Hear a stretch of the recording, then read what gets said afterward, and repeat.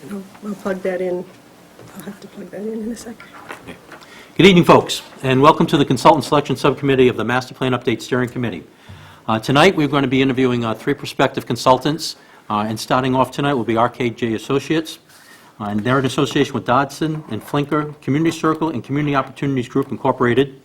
That'll be 6 o'clock. At 7 o'clock, VHB in association with Landwise LLC and Glenn H. Garber, ACP. And then at 8 o'clock, the Cecil Group with Green International and FXM Associates. And then we'll adjourn from there. The process we'll be employing this evening is the prospective applicants will have roughly 10 minutes to present what they think is important and how they think they can help our town, be the consultant, and take us through the master plan planning process, and actually produce the master plan that we would use and looking to codify come on or about May of 2017. So we're looking at roughly a year and a half from now to have that completed by. The whole process where the planning board will have accepted it, and then following that, the people in the town of Littleton will have the opportunity to have that viewed. After the 10-minute or so introduction, then we'll have roughly 40 minutes of questions from the various board members, 5-minute wrap-up, and there'll be a short discussion as to in closing for each of the applicants, and then we'll start that process over again. So with that, welcome. Thank you. And please introduce yourselves, and the floor is yours. Do you want to do it? And we need to use this microphone, Mr. Yes, Chairman?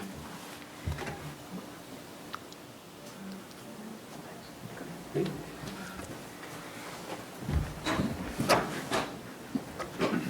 So I'll kick this off. I'm Judy Barrett from RKG Associates. I'm the Director of Municipal Services and the Director of our Massachusetts office. I'm going to talk to you a little bit about our team and kind of why we're all together, and we're going to get to hear from each of us kind of as we go on here. So Eric, maybe you could do the introductory slide. The people that you see here tonight are the people who are going to be doing this plan. I will be the project manager, and I've got almost 30 years in the field, so I've done a number of master plans in Massachusetts and worked on plans in Rhode Island and Connecticut as well. Peter Flinker from Dodson and Flinker is on the team and will be working with us on natural and cultural resources, open space, and sustainability, and has a key role in public engagement. Daphne Politis will be handling public engagement as well and working with us on the public facilities element. Eric Halverson, my colleague from RKG, used to be with Metropolitan Area Planning Council, will be working with us on the transportation element and also land use and economic development. Not with us this evening is my former colleague, Patty Kelleher at Community Opportunities Group, which is the firm I was with for 17 years before I joined RKG.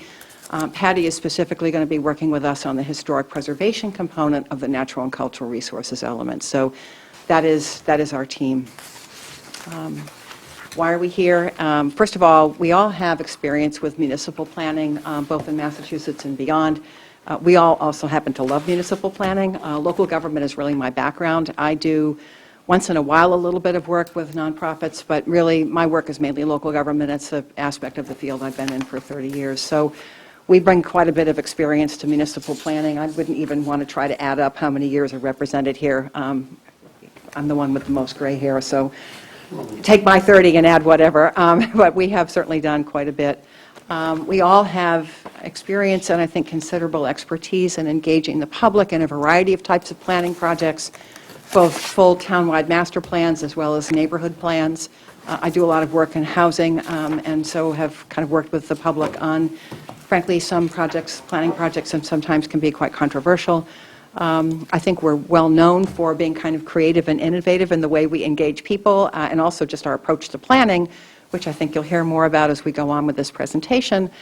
But I also think one of the things we bring to this project and to all of our planning work is that we are just very practical and realistic about implementation. So we don't discourage really cool ideas, but we also, I think throughout the process, really try to assess and think about and maintain in our thinking what is the capacity of this community to implement the plan so that you end up with something that you actually can carry out and feel good about as time goes on. So I think we're really kind of practical in that respect.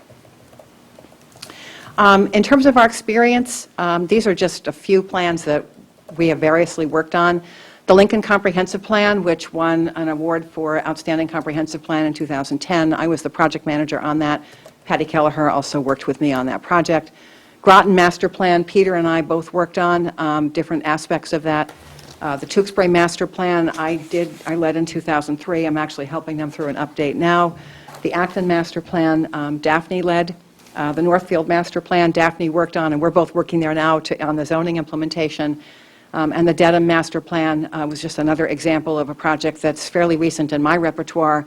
That also was an award-winning plan. And they all have very different issues in them. Sometimes people ask me, well, what kind of town are we like? You know, where have you worked that's just like us? And I always try to humble people by saying, really, I've worked in 127 towns in this state, and I have yet to find 2 towns that I would say are absolutely alike. So really, to me, it's sort of finding kind of what's different and unique and just kind of celebrating that and encouraging you to kind of do the same in your communities. Eric, go ahead. Your turn. Go right ahead. We want you to hear from all of us tonight, so. Take this, yeah. Sure. Could No, you- take this. Yes, that'd be great, thank you. So I'm just going to go over a little bit about our project understanding, gleaning what we can from the RFP and also from the bidders conference. I know Peter and I had attended to listen to all the members of the committee speak about what they care about and what they'd like to see come out of this master plan. So just a little bit about our understanding. This isn't everything, but just some of the highlights. Identifying a vision and a pathway forward is really a key element of any master plan, and we're going to work with you all and the residents in the town to do that. I know I heard loud and clear ensuring that there's an inclusive public engagement process that really is multifaceted and engages everyone from youth all the way up to the oldest members of the community, and everybody in between is very important. Preserving community character, I think, was another thing, and Peter's going to talk a bit about this later. That's very important. It seemed like you recognize that Littleton is on the edge of the Boston region. It's on 495. Things are changing, but there's also a lot of I think, wanting the town to preserve what's here today, but recognizing that certain things may change over time, and assessing that over the life of the master plan will be really important. Judy mentioned a forward-thinking and innovative plan sounds very important. I know you all were asking us to sort of look back at the previous master plan and see if those assumptions are still true, and should they be carried forward, or should we be thinking about new things and what might come over the next 10 years. And then something that's actionable and realistic and timely in terms of implementation, and some things that can be carried out immediately and some things that may take a little bit longer. Judy? But I think the thing about our team that's interesting is that we really want to take a bold and a different approach, and we hope that the town might be into that. You know, human beings are really hardwired to notice the things that are different. So we want to try and create a plan that's different, a plan that's really engaging, a plan that's bold, and a plan that the town can really stand behind and that people in the town can get behind as well. So as we go through this process, we're really challenging you all and challenging the residents to be bold and be different and think about those creative solutions, think about those innovative solutions, things that might be pushing the envelope a little bit. That could be in land use or transportation or historic preservation, open space, and all the different elements. We'd really like that to kind of cross-cut through the whole master plan as we go throughout the process. So moving forward, just a little bit about our approach generally. We always want to start with an inventory of existing resources and looking back at any past plans that have been done, especially the master plan, things that have been done since that master plan up until today, trying to inventory all the different resources across all the different master plan elements. We also want to make sure that when we're engaging the community, we're talking to them about what is their vision, because that's who we really want to engage. These are the people who live here and the people who work here, and hopefully 10 years down the road, they'll still be the same people who are going to implement and live with the master plan that they create. So that vision and setting those goals is very important. Identifying a set of priorities is also important.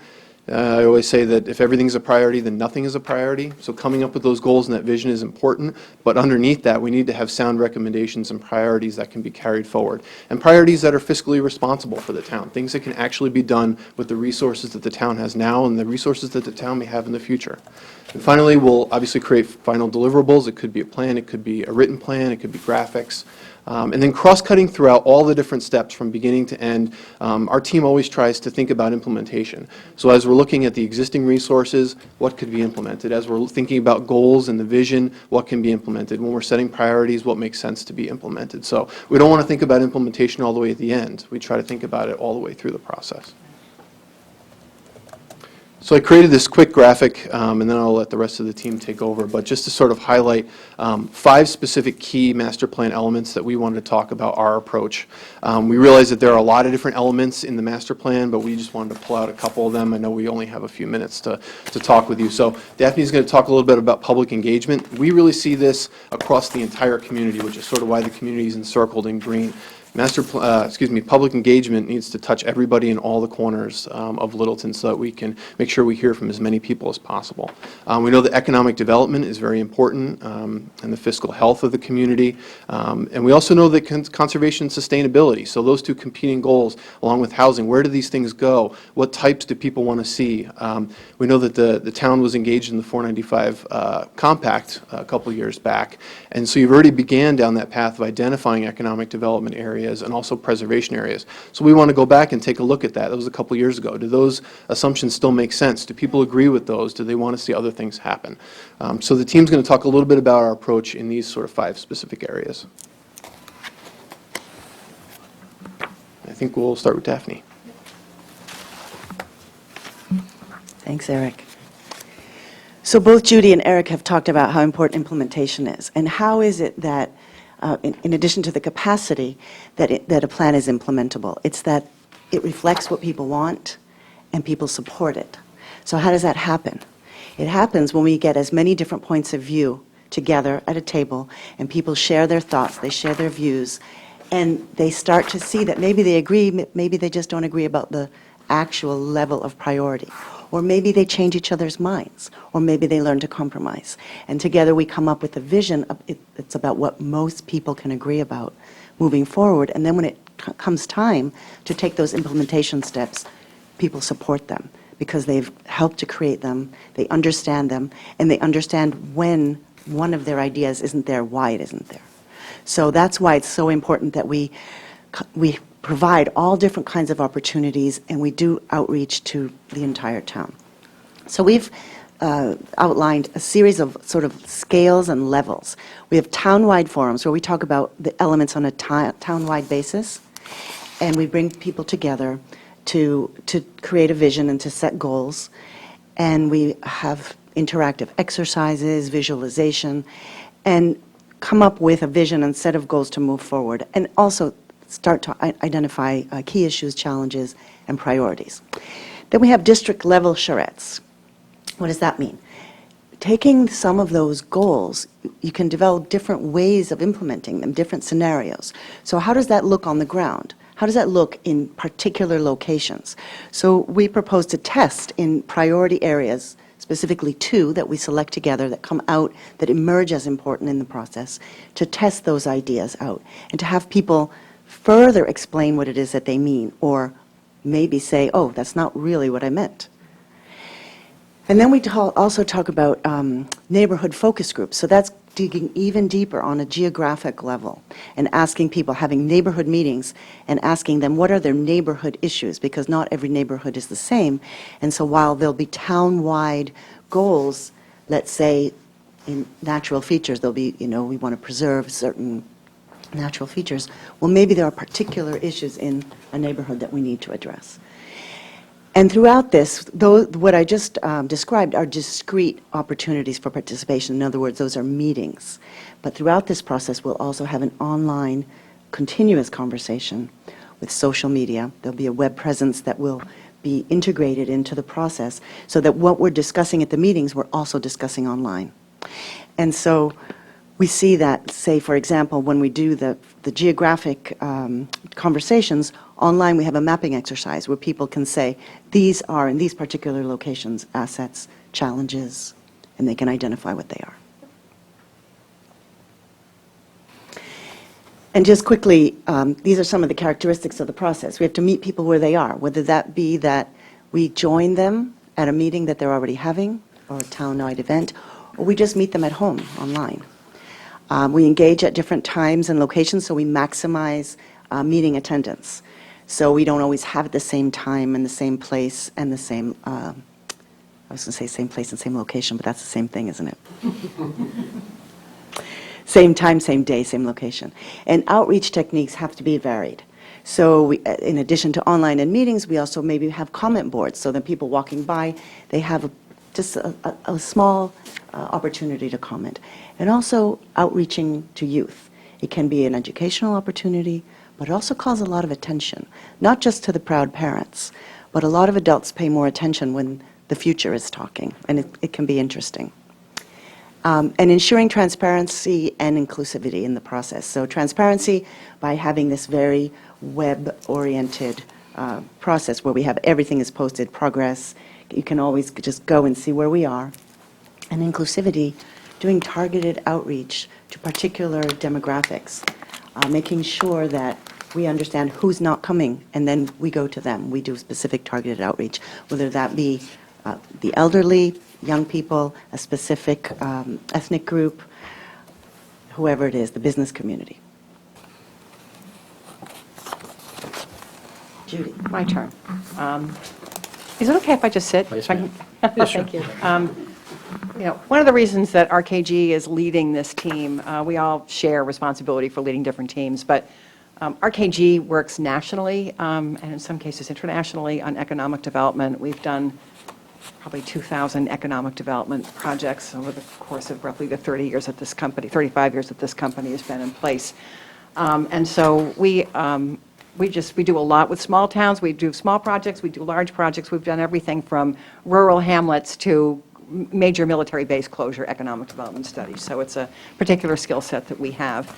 We would certainly, in the economic development element, be working with your community to try to identify what is the markets, I'll say plural, attraction to Littleton, understanding the town's fiscal health and the ways in which the economy plays into a supportive role in the town's fiscal health, as well as, of course, a mix of housing too.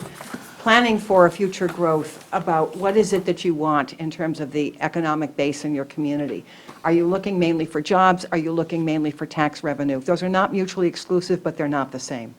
And so kind of trying to come to terms with what those things mean and what your aspirations are for your community will be important. And then and also helping to kind of balance the desire for financial stability with the future capital needs, meaning the capital improvements that it takes to sort of support that economic base over time. So that is a particular strength that we bring to this. We are both planners and economic development professionals. And Eric, I'm going to hand this to you to talk about transportation.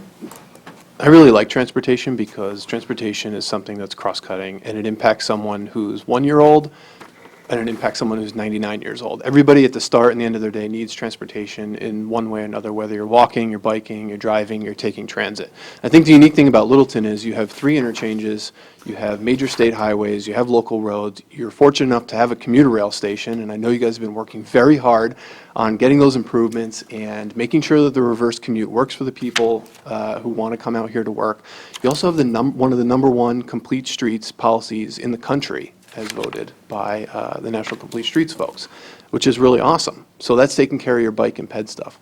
So what we want to do in the master plan is to really assess all those things and see how transportation is working, yes, as a single element, but it also needs to look and work with economic development, with housing, with land use, with preservation, with community character. It's really one of those really, really cool cross-cutting topics. It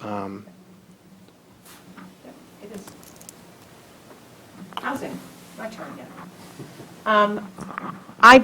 As a professional, housing and land use are my major skill sets. I probably do more zoning than almost anybody in Massachusetts, and a lot of my zoning work is in housing. So when we do a housing element with a community, one of the things we're looking at, of course, is what are your demographics today and where are you going? And it is more than just everybody's getting old, like me. We also have kids who are in the millennial age group, and what are their choices? What opportunities do they have, understanding kind of what the town's housing needs are and how you can go about addressing those, both in terms of perhaps some organizational or institutional responses, but also regulatory techniques for creating housing that you're looking for, and understanding, again, just like transportation, that housing is really a cross-cutting piece of a plan. Communities kind of control the makeup of their populations by the choices they make to control housing. So thinking about if you want to have a community that's sort of got a diversity of people, you have to think about what's the housing infrastructure that supports that. So that'll be a key piece that I'll definitely be working on. Peter, finally. Talk. You do. I'm going to stand up because otherwise I can't think. Though I may have a problem thinking anyway, being 6:15 on a Wednesday. Anyway, we're landscape architects. It's kind of funny because we've all come from different backgrounds, but then we've converged on planning. I think, as Judy said, because we all love the way all these different topics come together in the typical sort of master plan process. So we started out as landscape architects, and now I'm a certified planner, and most of my work is working with towns. And the interesting thing about the connection between landscape and town planning is that really this is what creates the character of the town that people know and love, right? It's that open space, the natural resources, recreational activities that you can have. And the question is, how do you preserve these things for the future? A lot of towns, I think, have done a good job in sort of, let's put a sign on our historic resources, let's buy the most important farmland, let's set aside the most important sort of natural area in the town. We've done a pretty good job over the last 40 and 50 years setting aside the best things.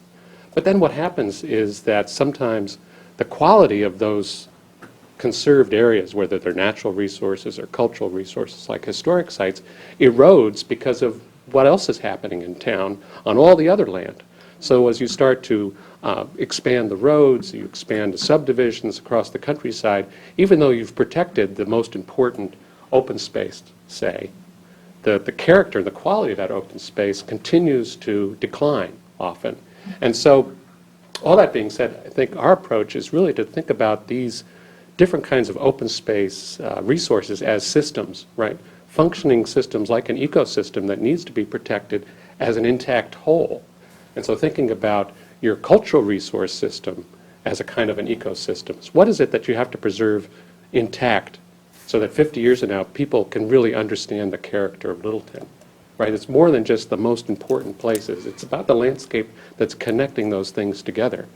And so what we're really going to try to do is build on your current open space plan update, the recreational update that's going on, and then take that information and try to put it into a system and help people understand how that can work and be preserved for the future. Am I doing another one? Oh, yes. And this is this sort of category of community character, which everybody talks about, but nobody really knows exactly what it is. But it's about the visual character, which has a lot to do with the landscape and historic resources and views and so on. But it's also the social character. And where do people go? Where do they go to work? Where do they play? Where do they go to school? How do all those things come together in the physical sort of resource base of the town?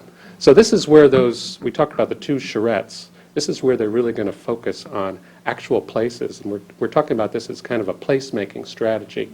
So how can we identify particular places, think about the opportunities and constraints that are affecting those in the future, trying to understand what's happening in terms of the development and preservation process in a particular part of town or a particular center, and then look at it from a scenario-based perspective. So what's likely to happen in the future under current zoning? What's the build-out going to produce?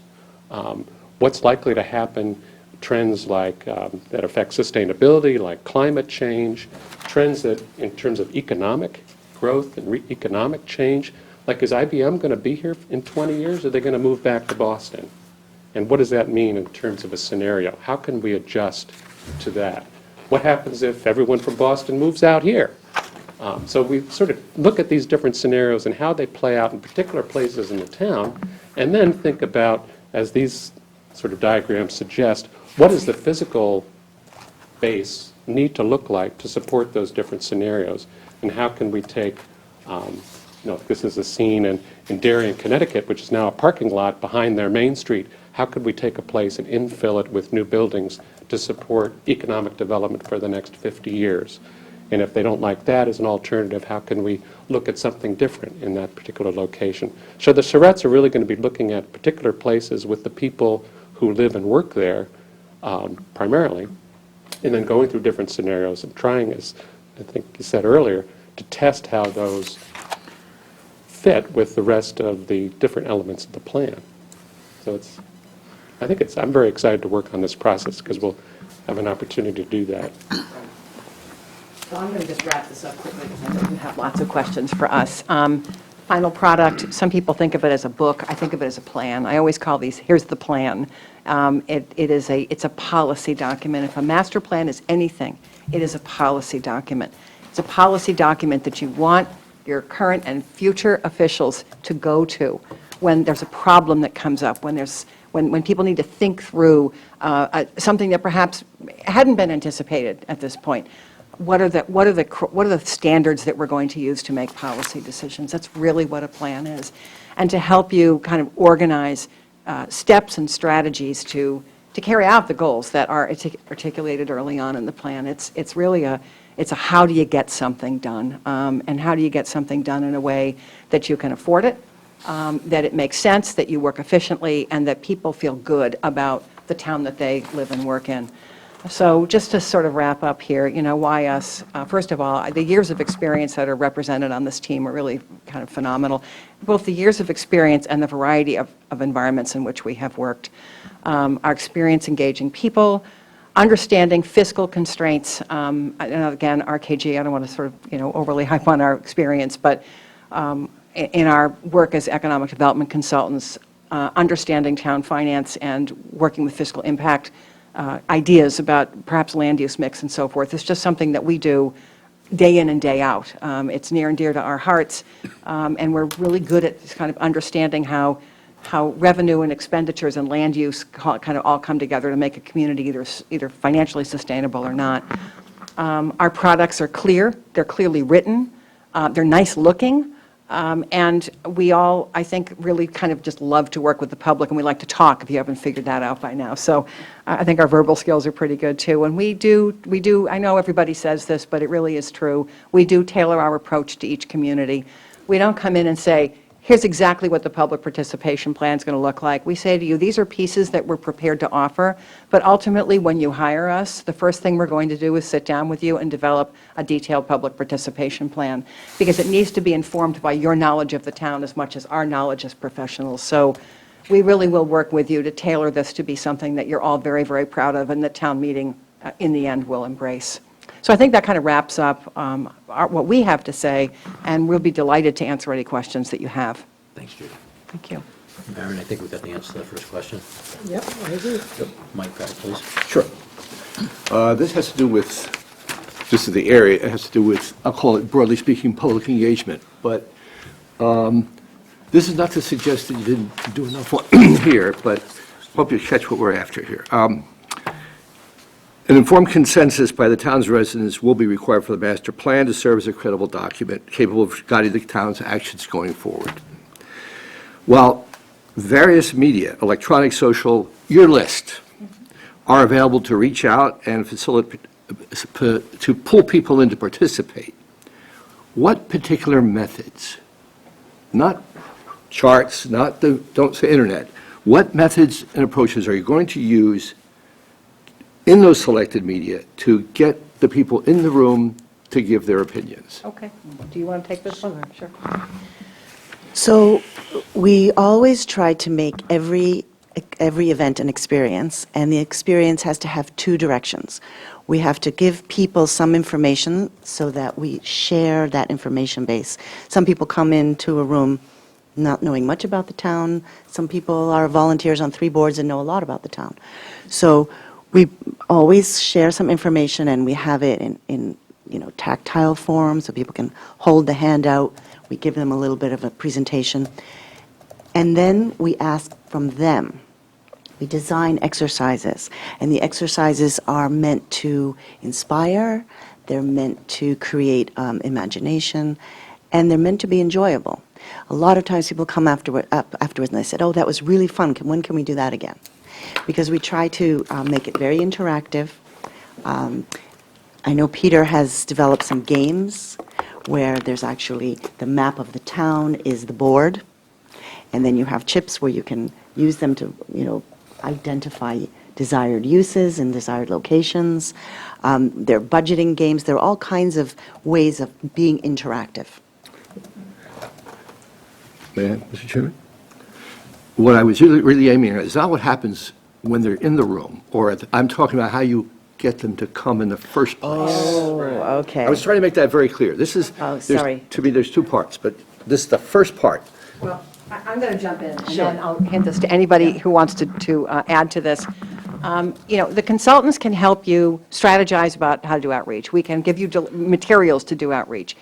But in the end, I have to tell you, I don't think the consultants are the effective means of doing outreach. It's the community itself. And what I usually advise my master plan committees is, when there's a public event coming, I want you to come up with a list of 3 people you love and 3 people you can't stand. And you get on the phone and you call them and you invite them. People will come to a meeting if they think they're really wanted there. newspaper ads, flyers, that stuff is all great, and it does help, and it does help to get the word out. But ultimately, I don't think there's anything more effective than a personal invitation. And I think, too, that the committees can do a lot to make sure that it's a diverse group. So that's why I say, don't just call the people you like, but call the people you really can't stand, because you need them in the room, so they don't show up at the 11th hour and sabotage the whole plan. So Judy, when the people get the calls, they'll be wondering, are they the ones that are liked or not? That's true, but I think my point is that personal outreach has to be part of it. Now, you can't reach your whole town, and obviously there are other things that you can do. But I think that personal connection is really key, and I think early on we're going to need to think about, so who are those key stakeholders? Who are the people who are most likely to really want to be involved in this? And who are people who may not want to be involved in it, or who you may be concerned about? How do we get them early on? It's personal outreach, in my experience, is the most effective means. Does anybody want to add something? I wanted to add quickly, and then I'll give it to you. So as Judy said a moment ago, one of the first steps in the process is sitting down with you and creating an outreach and participation plan. And what is that? It's figuring out who are the stakeholders, how many different ways can you slice up the demographics, and then how can we reach each one of those demographics. And some of it is through your personal connection, and sometimes it's also by finding representatives of groups of people and having them do the outreach. We can only go so far. We create this plan with you, and we counsel you, and we support you with the materials and with the ideas, but then we have to get other people. And a lot of times, we suggest that we get the friends of the master plan committee, another sort of peripheral concentric circle group, and they can be very, very effective. So we, if you can identify people who would be good at that and would like to do that, they would be sort of almost like a subcommittee. Yeah, this is a favorite topic of mine, because we've had so many really bad experiences of throwing a big party and nobody comes, right? And a lot of it is that people are so busy now, as you know, and they only come to meetings if there's an extraordinary opportunity that says, yeah, I have a chance to do this, or there's an extraordinary threat, like, oh my gosh, I got to protect myself from this thing. And other than scaring people about, what's going to happen to them, I think part of our approach is rooted in trying to break down the public participation system into these tiers, right? So that it's not just this big, let's have a town-wide visioning meeting. I mean, who's going to read about that and really think that it's an extraordinary opportunity or an extraordinary threat, right? It's going to be the usual suspects who show up like that. But by having these neighborhood meetings, we get people where they are to talk about their local concerns in their neighborhood, and that's more likely to bring them out. And then having these district meetings, these charrettes, we get people who are specifically, physically there dealing with problems of parking and traffic and growth and business and all these things in a real place that they live and work in every day. And we found much more success getting people to come out to those sort of smaller level meetings, not to exclude the rest of the town, but to focus on a particular place. It's much more successful that way than just having these big. You have to have the town-wide party, and there are ways to make that fun and engaging. Food, entertainment, build it on top of some other event, a festival or something. You have to have those, but typically you don't get as much excitement and enthusiasm as you do, I find, with the more district-level stuff. Right. Although the Thank you. 2002, you had 100 people. Thank you. Yes. Yeah. Gary? Yes, hi. The word sustainability is often used nowadays. It's almost thrown out as a buzzword. What does sustainable development mean to you? Provide specific examples of how you propose that sustainability will be integrated throughout Littleton's master plan.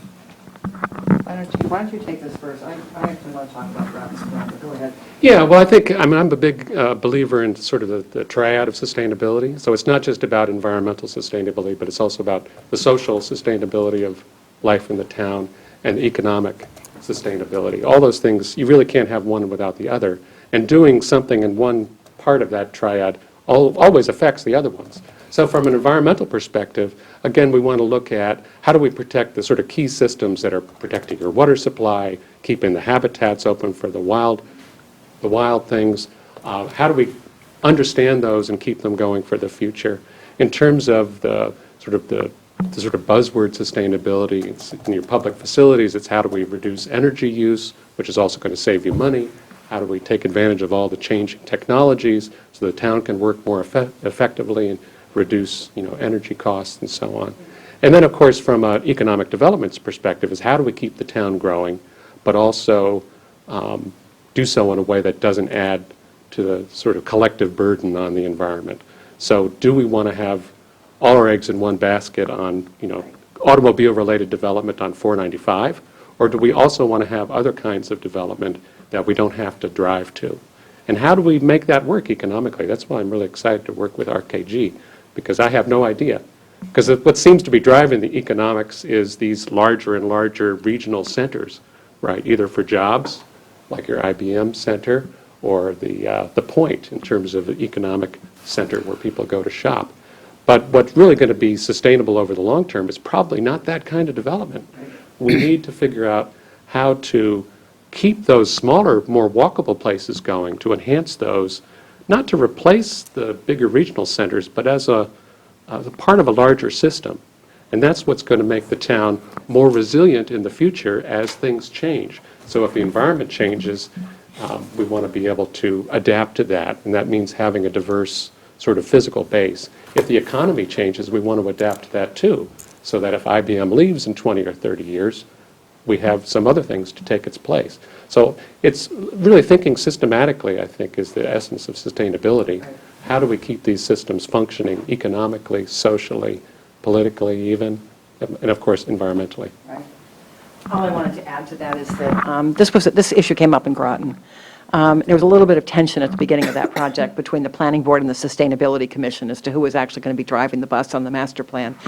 And it all worked out fine. It was great. But one of the things we did in that plan to try to, instead of just having sustainability be like an element of the plan, a standalone thing, we actually had a piece of every single element that talked about how does this element relate to sustainability and what kind of sustainability policies do we need to be thinking about in order to have fair and equitable housing, in order to have a job base that can thrive, in order to have open space that's fairly distributed. And so every element kind of begins with a discussion about sustainability, and that seemed to be a good way to address the situation there. Okay, So.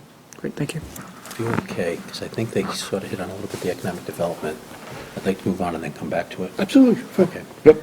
All right, Maureen? I'm up. Okay, what approach, such as framing, for example, and/or scientific methods, specific methods, do you find and use to be effective for your outreach in eliciting useful and meaningful responses and contributions from resident stakeholders, and other key members of the community? So, I mean, variety of participation techniques, is that what you're asking? yeah. Okay. We should talk about like the boards we have in Braintree right now. Yeah, that was a cool solution. So it's both a science and an art, and we employ both. So we have to think about the different ways that people communicate. So some people will come to a meeting, some people go to other towns' meetings. They're just meeting goers. And then there are others who can be compelled to join a meeting. Then there are those who only want to be online. Then there are those who do the both, online and the meeting. And then there are some people who, no matter what you do, they won't go online and they won't go to a meeting. But they will come out and be opposed to something because they weren't involved. So you want to be sure you give all kinds of opportunities. And there are some people who are just way too busy. So, for example, in Braintree that we're working in right now, we have comment boards in the town hall and the library where we have the same questions that we're asking at the meetings. We have little Post-it notes, and then once a week we gather them, and they're the same questions that are online. And so it's sort of this integrated process, and then, the next week we change it. And so it's an opportunity for someone who, and of course there's the website there, so they can now, it's also a way of letting them know what's happening. So it's always about both directions. And we've done that in other towns as well, and it's worked quite well. And people that have come to meetings that have seen the comment board and said, oh, that's what they're talking about at the meeting. Now I get it, because frankly, the word master plan doesn't really express a lot. Right. So it's really also about expressing what is a master plan. And one of the other things we do in the beginning is sort of brand the process by using a different tagline. so that people understand, all right, planning our future together, that's what a master plan is. It's because a lot of times, once they do understand, then they're devout. Okay. What financial analysis tools and what field economic models do you use to compare and contrast the risk versus reward and value of town projects and programs put forward to achieve the goals and fulfill these visions? Well, to some extent, it depends on what kind of project you're talking about. I mean, if we were being hired to do a cost-benefit analysis for a specific capital project, you would probably use one approach. But if you're looking at a community-wide master plan and decisions that have sort of long-term consequences or may involve long-term implementation, I think that the techniques have to be different. Otherwise, I think you can create a perception for people that what you're saying is going to happen today, but may not really be for 20 years out. There are a number of other variables that could change. So I think you really have to, for a master plan, I think what I would recommend, and it's what I've done in a couple of other communities, is almost like a land use prototype analysis. You have different types of land uses involve different types of revenue and different types of expenses, and you don't base your whole master plan on whether something is revenue positive or revenue negative, but you kind of need to know what the balance is. And when you develop here, what kinds of infrastructure and capital improvement costs are you going to need to incur in order to perhaps encourage development here in order to keep it away from here. So you build those costs, into your sort of total development cost, if you will. There's the cost of serving people, providing services, there's the cost of infrastructure, and you basically try to project out over a period of time what the revenue base is going to be, and is it positive or negative. And then there's the other issue of if you do this, which may look like a really fiscally positive thing to do, what are the opportunity costs? What do you give up when you say, this is perhaps the best direction to go in? There may be some other direction, but you can't do both. So sometimes we just sort of ask people, you have $1 million you can play with here, and you can do this, and here's X scenario, and it involves following, and here's Y, and here's Z, and each one has trade-offs. And it isn't so much that I would ask them to make the decision today whether they want X, Y, or Z, but rather how are they going to make that decision? Because I think you have to understand what the trade-offs are that the community is willing to make.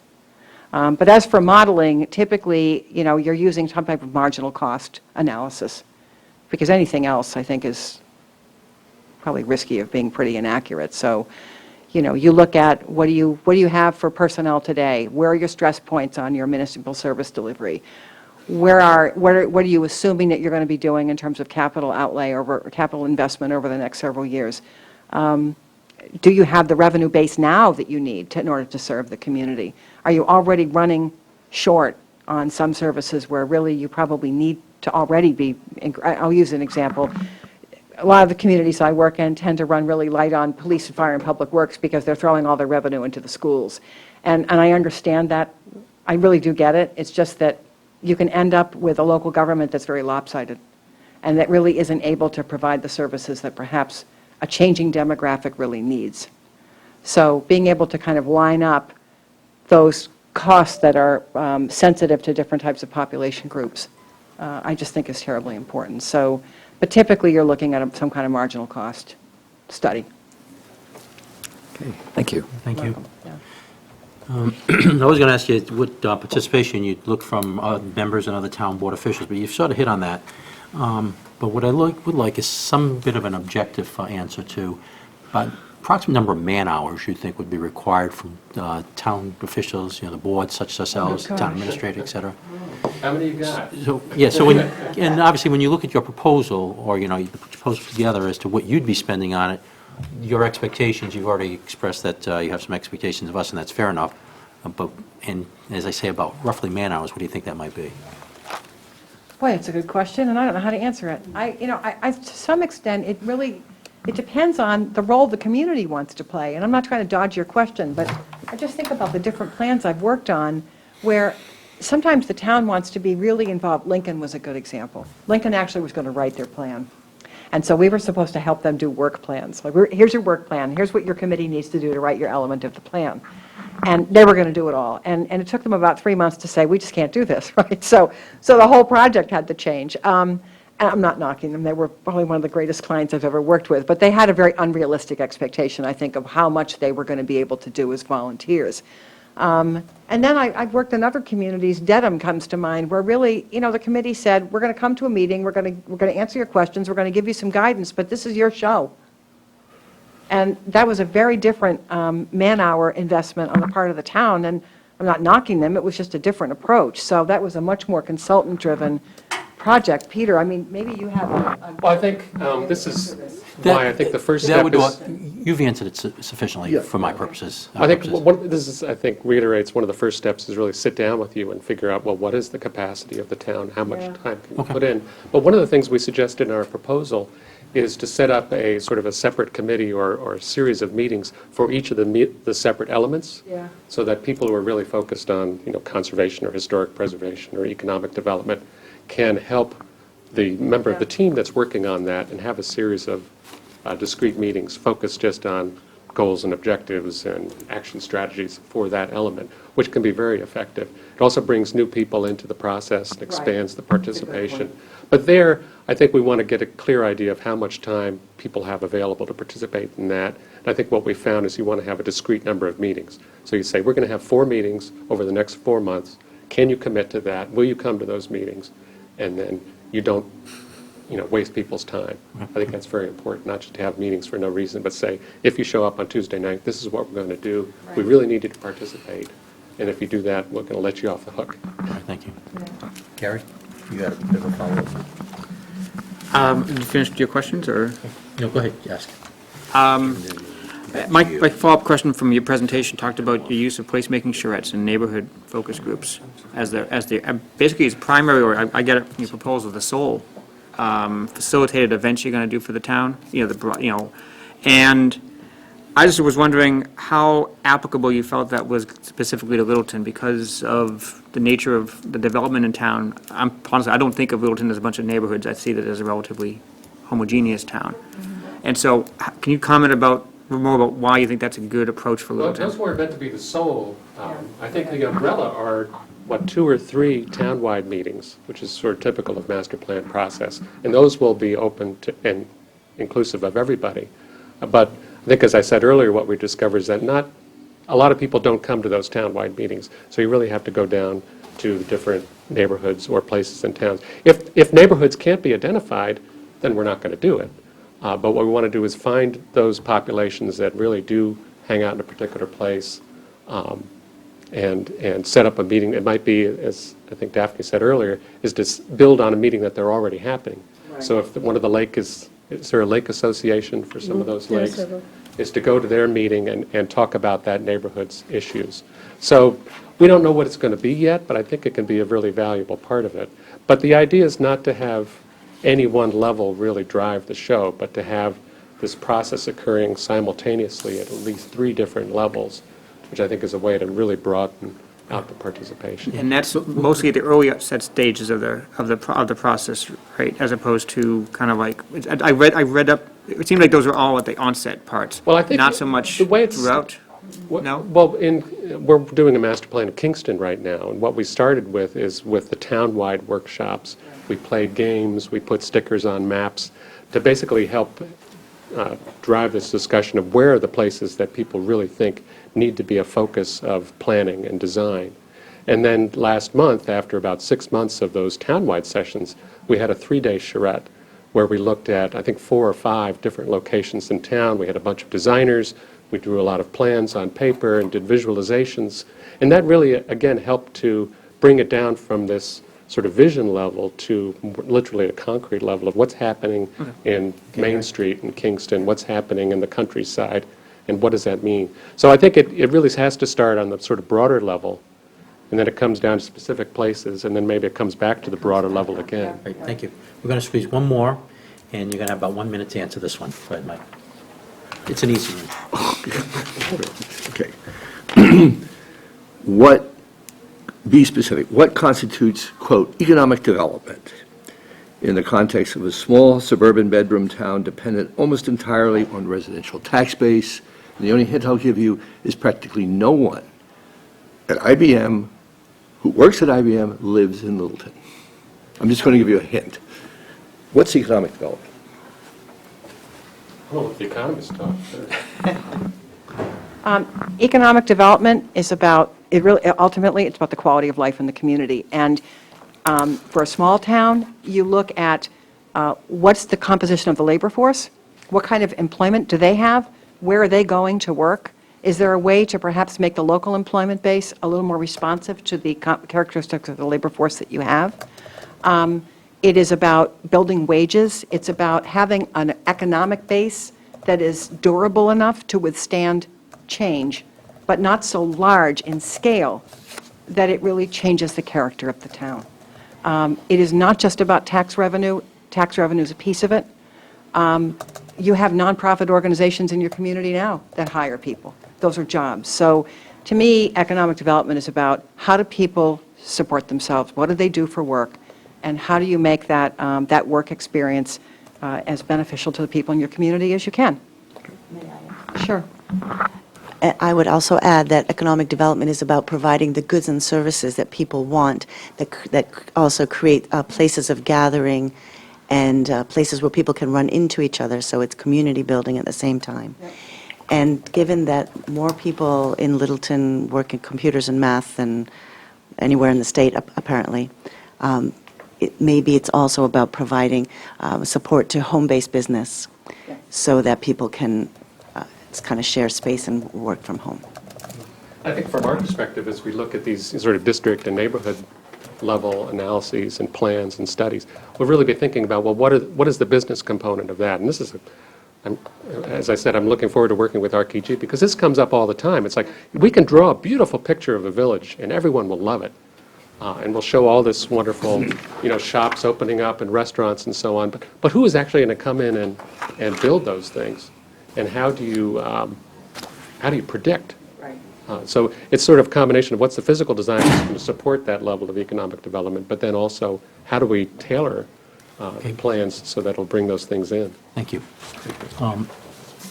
Is there anything that as kind folks have offered us that we need further clarification? I'm Is there good. any- Go ahead, excuse me. I'm good. Okay. Is there anything you'd like to add in closing, please? Just that I think we would be delighted to work with you. We have worked in this region, although I have not necessarily worked in this town. I know Eric has, but I worked in the region, but I don't sort of I know everything about Littleton there already is to know. So I think there's an advantage to us. We kind of know the area, but we bring a fresh perspective. I have to tell you, this is probably a silly answer, but we're really a lot of fun to work with. We just try to make this project fun because we know that while we're working hard, so are the volunteers and so are the staff. And people can burn out in this process, and we don't want that to happen because we want to be partners all the way through. So we really try to make this project, this process, something that you feel good about and that you really want to stay with over the course of the engagement all the way through to town meeting. We're professionals, we're pretty creative people, but we're also practical at the same time. I think it would be a good fit, and we're not overly pretentious. We do really cool things with graphics and so forth, but we're also very down to earth and really can kind of adapt our skills to a variety of populations. If we remember nothing else about with everything you said to us this evening, what is it you want us to remember? We're the best team. Fair enough, I like it. And we also offer woman hours, not only man hours. Yes, ma'am. That's true. Because that The will part of be, woman is man, so we're okay. well, no, We're what I together. mean is it's good for connecting to the rest of the Yeah, no, community. no. Yeah. Well said. And I think one of the things that came out of me from your pre-bid meeting is that I think you said a couple of times, you really want this to be the town's plan, Yeah. not the committee's plan. And I think we've really approached, or created our approach around that as a goal. To sort of, I think we do bring some of the best expertise in the Northeast to this project, but I think we're also, part of that expertise is being able to work with people and to build that consensus. So it is the community's plan and not ours and not yours as a committee. It's also the love of master planning, too. Planning consultants come in and out with master plans, and they're not always the most, lucrative projects out there in the planning world. But we just really like to do community-wide planning, and I think that because we do love it, and we all really like to work with the public, I think our plans are just different. They are just simply different, and people feel good about them. Yeah, so I hope you'll take advantage of, talking to some of our references. I think you had some folks in from Groton to talk about their planning process. Yeah. Talk to Michelle Collette again, Oh, she yeah. knows this very well, and I think she'll give you a sense of what we're likely to give you. Yeah. Talk to Roland next door, too. Yeah. He knows Judy. He knows us, yeah. We've been around, so. And then frequently, a committee such as yourselves will have other questions after you've interviewed the other teams. It's Yeah. like, boy, I wish we'd asked that to the first team. So I hope you'll, if just Contact follow-up us. questions Yeah. or more information that you'd like afterwards, please let us know. And I will close with this. Our process, we will be getting together again next week as the selection subcommittee and working through a recommendation that we'll forward to the planning board. The planning board will meet on 14 January. Yep. It's our expectations that we present to them on that evening, and it's going to be our recommendation to the planning board is who we suggest that they actually set contract with. So that'll be on about the 14th of January, and then that team will be contacted, and from there, we'll go through the process of negotiations and consummating a contract. Super. So that's the process going forward. We hope to hear from you. Yes, ma'am. Thank you very Thank you much. all. I Thank you very appreciate you much. coming in. Thank you. Yes. Could you send a copy of your proposal to Maren? Would that be possible? You mean a PDF of the Yeah. proposal? Or the PDF of the presentation? Presentation. You could just leave it on. with you, too. Okay. Darren, do you want us to just leave this on here? Want us to just save it to your hard Save it drive? to- Yeah, you can. Yeah. Thanks for asking, Gary. Let's get a glass of water. Get a cup of coffee. You have two more?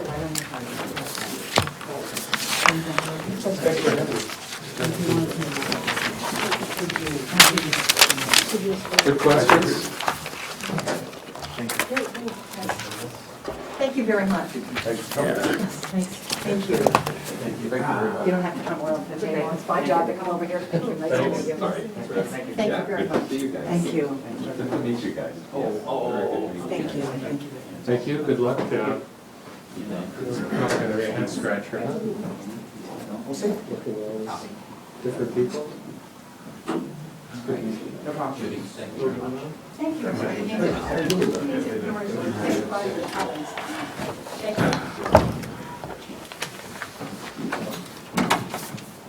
You can turn on that one. Yeah.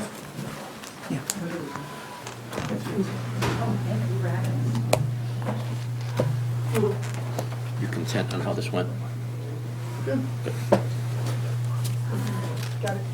Don't collide. I'm surprised the other folks aren't in the room. No, guess- you raise a good point.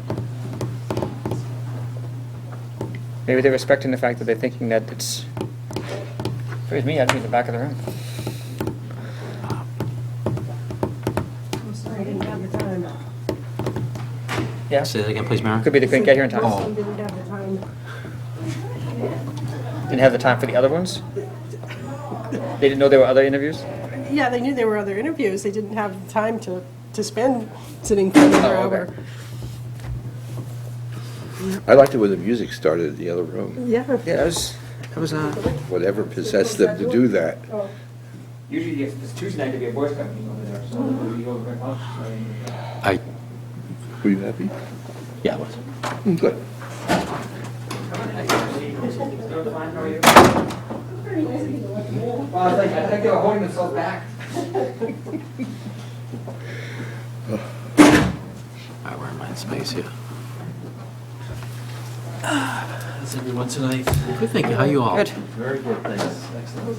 How So, would you jump like right. to do? Okay, What would perfect. be the preferred method? We will see if we can make it happen. Okay, fantastic. And where would you like us? You want us up here close? What's the, Please sit up on close. Yeah, great. We have a handheld mic, okay, and we'd ask if you're using the handheld mic, is that you keep it somewhere about here, okay, because you have run the risk of having it over here or someplace else and not being picked up. We would like you to be picked up on television. Two of our members are unable to make it because of scheduling conflicts this evening. They will view this on television, though, so they will see the questions asked and your answers presented, and that way they can provide substantive input to our deliberations as we go forward. What you can expect from us tonight is roughly about 10 minutes of your opportunity to present as to what you think is important to help us decide. We'll go through about 40 minutes of questions following that, and then about 5 minutes just to wrap things up. Okay? well, let's get a So little which started. one am I looking at? So the PowerPoint one?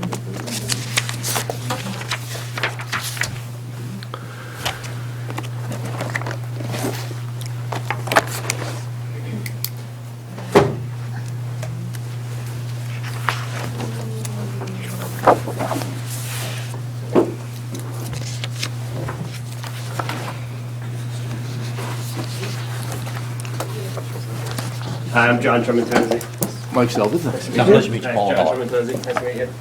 Hi, John, how are you? Good. Nice to meet you. It's freezing. I'm a good friend of Jennifer Gibbons. Okay. Very local. Hello, Glenn. Paul Bell. Thanks for sitting Glenn, in. hi, how are you? I'm Gary, Paul Bell, pleasure to meet you. Nice. Nice to meet you. Scott Ross says hello. Okay, cool. That's a How are you? Yep. Yes, it is. It's a very small world. Yeah.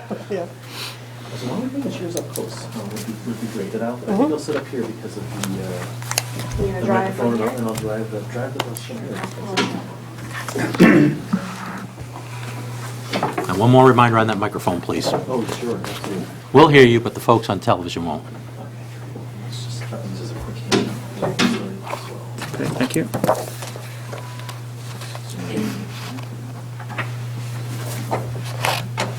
Thank you.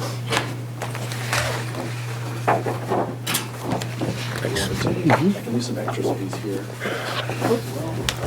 Thank you. And we'll certainly ask you for soft copies, too, of your presentation. Thank you.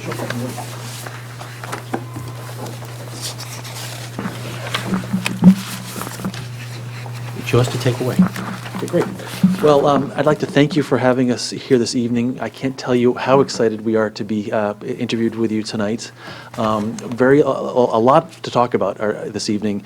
We've prepared about a 10-minute presentation that'll give you some of the highlights about our team and lots of things that we're passionate about here. So I know we just did some brief introductions, but Carrie Hewitt, to my left here, she's the director of our sustainability group at VHB, corporate-wide. You'll hear her talk a lot about how important sustainability is throughout the entire comprehensive plan process. She was involved a lot with the Sustainable Greenfield project that we'll talk a little bit about tonight as well. Over to my right, John Tremontenzi.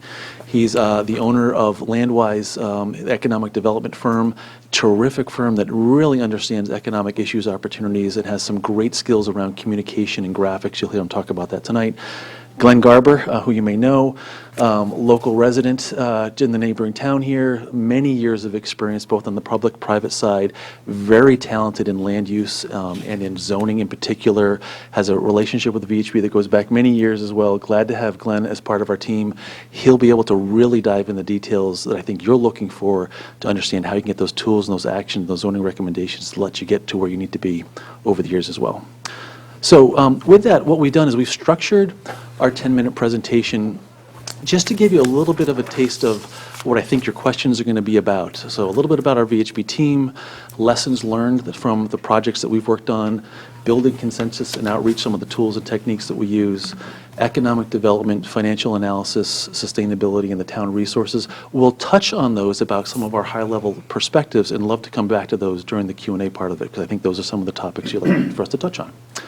So a little bit about why the VHB team.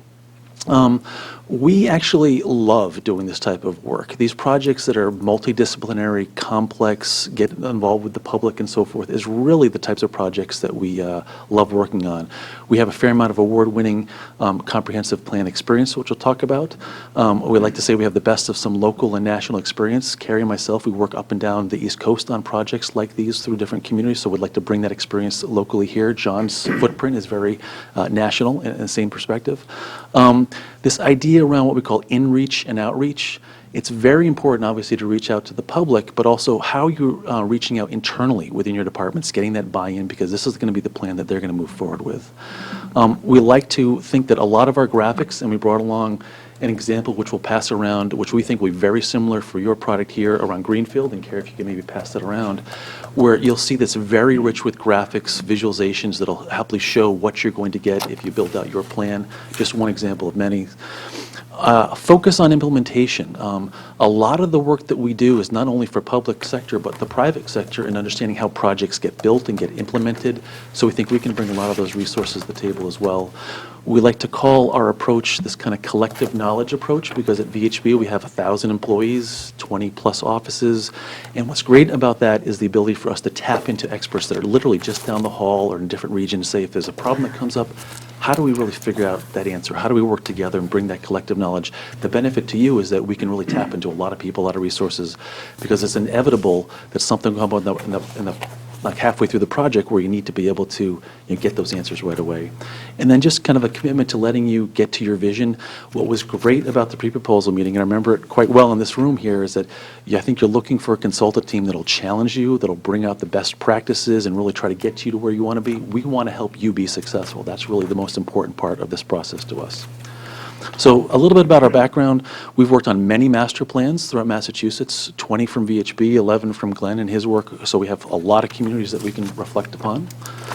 We're lucky enough to have a lot of those plans be award-winning plans, both for ourselves as for Glenn's work as well, and very excited about that. We think these plans need to be top-notch, and every plan should be have the ability to be submitted for award. We'd like to think that yours could be as well. Lessons learned. I want to talk a little bit about that because I think that's important about how we'll actually deliver a lot of our services to you. There's some key things that we've learned over the years of doing this about driving the process. These plans usually take 12 to 16 months to pull together, so it's important to keep that process going, the momentum going. Crafting the plan that has a really good balance between in-reach and that outreach, because you really need to get a lot of stakeholders together. The next one I call taking a snapshot and reflecting upon it. Who are you today? Again, at the pre-proposal, I think you did a really good job about saying who your profile is today, what you're strong at, what do you really want to become in the future? How do you leverage what you've got and not lose it? And then I think you heard Carrie talk a lot about that sustainability factor. We want to incorporate sustainability in every single chapter of this plan. That is very important. Achievable, implementable. You can have 1,000 action items, but what are the ones that are achievable? What are the ones that are implementable? We're going to really focus hard on that. And again, creating these visually rich, easy to understand documents, and hopefully you'll see that in the one that's being passed around today. So some broader lessons learned. In Billerica, that we're actually working on their plan right now, they found that in the 10 to 20 years that they had worked on their plan, they had so many action items in it, they were asking for to pull back and say, give us the top 10, the top 20, because we want to make sure we can actually implement some of this stuff. When they reflected on their plan, they hadn't done a lot of the work there. So we helped them really get focused on that plan to get those priorities in place. In Webster, when we did their plan, the city manager actually brought in all of the departments several times and said, look, this is going to be your plan. Let's have this around the table buy-in to all the different departments to make sure that you're signing up and buying into the plan, that you're going to be the implementer, sir. That worked incredibly well. And another lesson learned in Watertown, when we had a lot of actions on the table, the city council there was concerned about these actions, how are we going to pay for these things? So we actually structured one of our public meetings around all of the things that people were asking for. How do you get some of the economic development in the town to grow your tax base and make sure that you have a balanced approach towards your future? So balancing as you go is very important. And the last few slides here, which I'll go through quickly, these are actually pages out of that Greenfield report where showing you some of the visualization is important in getting to the vision, having a very focused community process, and using fun tools like wishing walls and like word art in here to get to the vision statements. Understanding how maps like this, and we have an extensive series of folks that work in our GIS group to produce maps that talk about your land uses, who you are today, and understanding how to use those graphics. Thinking about, like in Greenfield, where are your special places that show up here in the red, and how are you leveraging your unique natural resources to make your community thrive?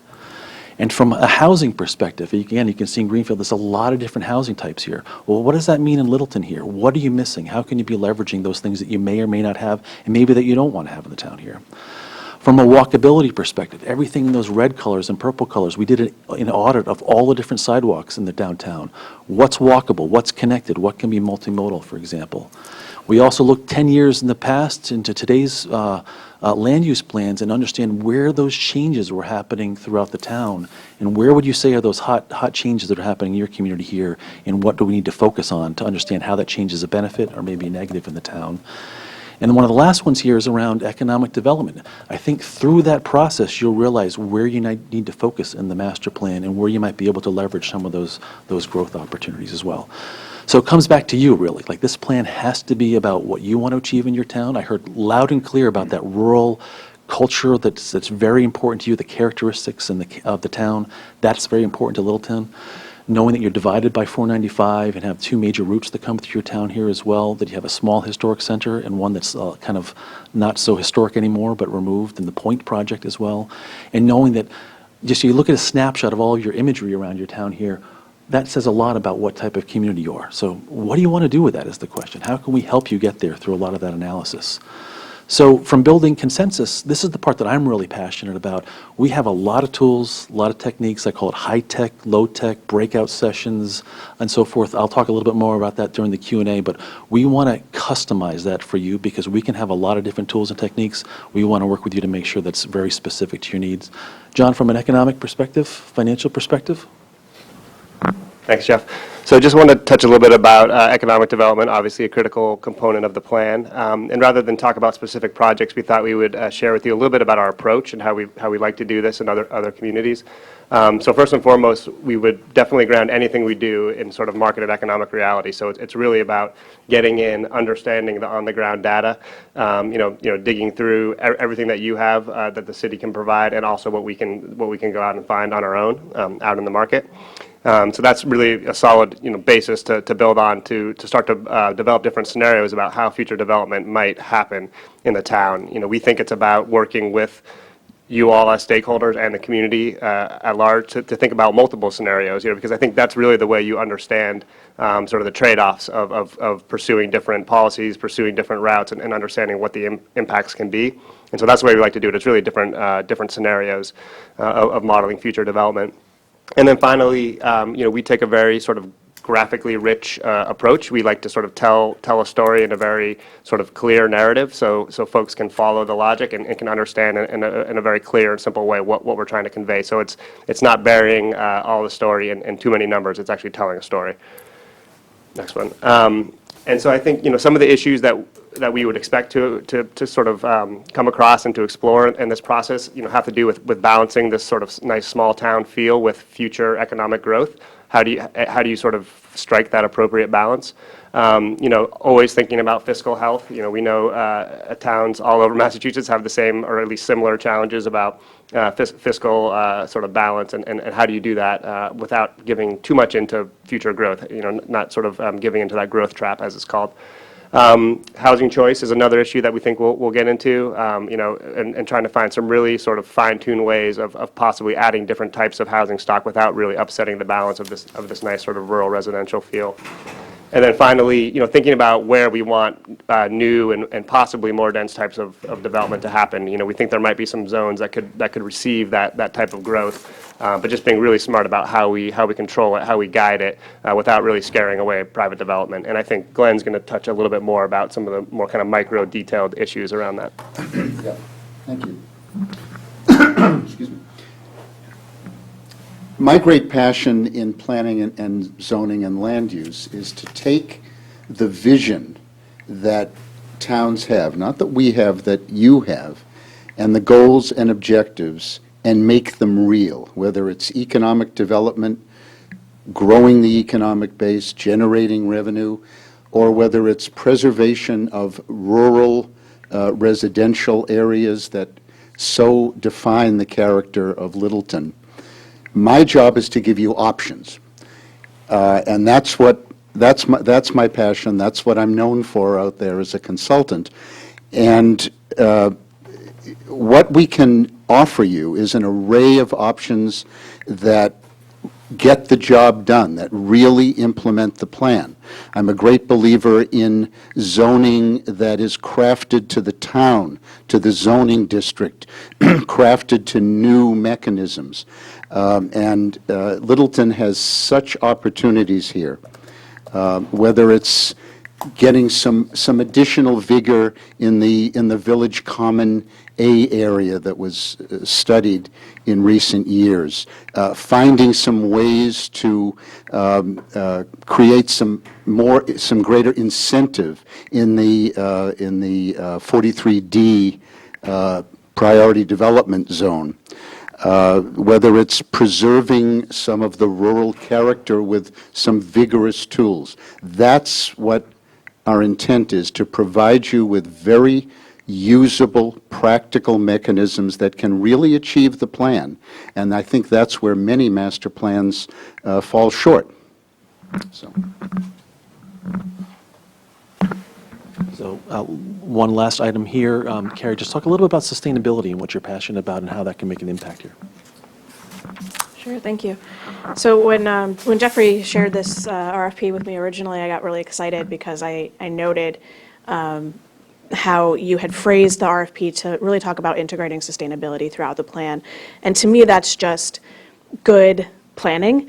I come at this with a perspective of sustainability always being my lens through which I'm looking. So to me, we're taking this really holistic view of sustainability.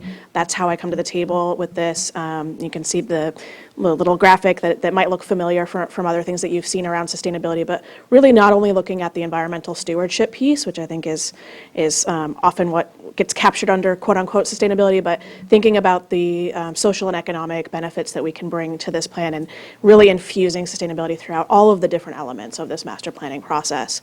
And to me, that's not only beneficial in terms of thinking about each of those separate elements, but if we're thinking about this and we're applying sort of the integrated approach, that's going to make this whole process more efficient, more streamlined, and really help set you up for tracking important metrics to understand how you're performing and setting you up for continuous improvement moving forward.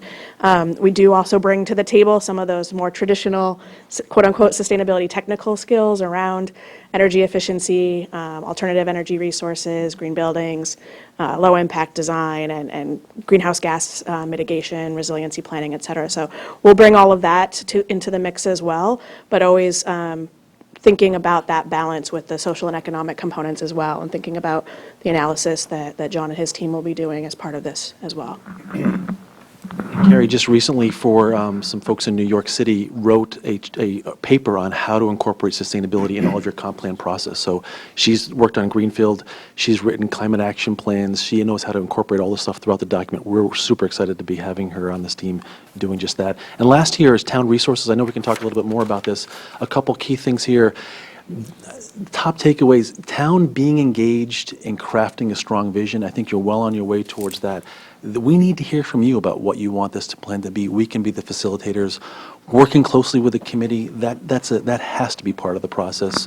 We can make it easy by setting up SharePoint sites and letting the back and forth be very easy for you as a client there. Getting the background reports, all the data that I know you already have on your website as well. GIS and assessors data, that'll be important for us to receive from you. In reach to those departments that I talked about before. Defining what you want your role to be at the public meeting. Sometimes clients like to be hands-off. Sometimes clients like to be very hands-on. We would love to find out what you want to do at these public meetings. And I think most important, have fun. Like we want to make this a very fun process for you because we're going to be working together for 10 to 12 to 16 months. This should be an easy process to go through, and we want to make that a smooth ride for you as well. So with that, let's talk about Q&A and move on to how we can help you answer some of those questions. Very good, thank you. Maren? Okay, will those of you here tonight be on the team that works on the Littleton Master Plan, and is there anybody else that you would have working on it? Oh yeah, there's several others that will be on part of the team. We'll have a person working on the transportation aspects of it as well, who's actually worked on many of the master plans that we put forward here. So understanding the transportation element and how that works. Working closely with Carrie Rita Walsh from our office. She's a historic preservation person, so understanding the cultural and the historic resources. She's drafted numerous of these plans with us. And in my department, I have a mid-level planner that will be helping me to do a lot of the day-to-day stuff, and she's worked on numerous plans as well. Those are probably the key ones. I think one of the benefits of our team is we have a lot of those in-house resources at VHB that have actually worked on similar plans together, but adding John to our team on the economic development chapter is going to be important, and Glenn to work on the land use and the some of the housing parts of the plan as well. That's really our team. Thank you.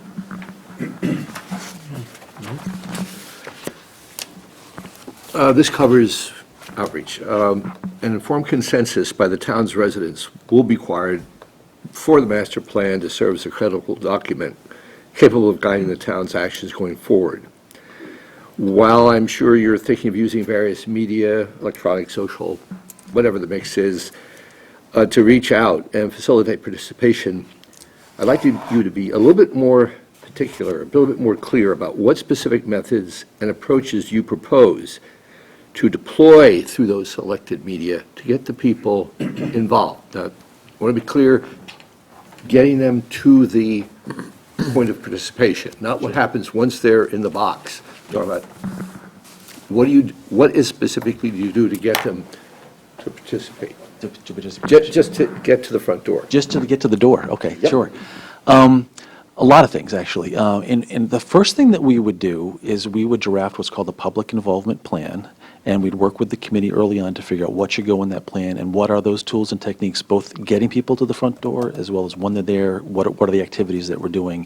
And in part of that, we'd go through and ask you, what has worked locally in your town? Where should the venue be? How have you been reaching out to those folks in the past? Have you been doing flyers? Have you been doing newsletters? Is it on your local cable access TV? Do you put out the sandwich signs out in downtown? Are you doing things like that or not? And then I would say recently, the best success that I've been getting in the last round of public meetings, I've actually gone on the cable TV access stations myself with like a city manager. We've talked about the planning process, what's involved, because so many people tend to watch those shows. I've worked with committees where they have networks that go out to like the business development community, that go out to nonprofits, that go out to leagues and councils, and using them as a vehicle to do further outreach. School departments sending home newsletters with students in backpacks, assuming that's allowed in your community, to be able to get the turnout, and as well as working with other events that may be already programmed, and can you piggyback on those, or you go to those events, have flyers that get handed out so that you're actually going to where the people are. And then sometimes you find that not one event can actually capture everyone, so you might want to break the process down and say, rather than not expecting everyone to come to us, we're actually going to go out to the senior center, we're going to go out to the library, we're going to go out to the Council on Aging, we're going to go out to an event that like a farmer's market and actually go there.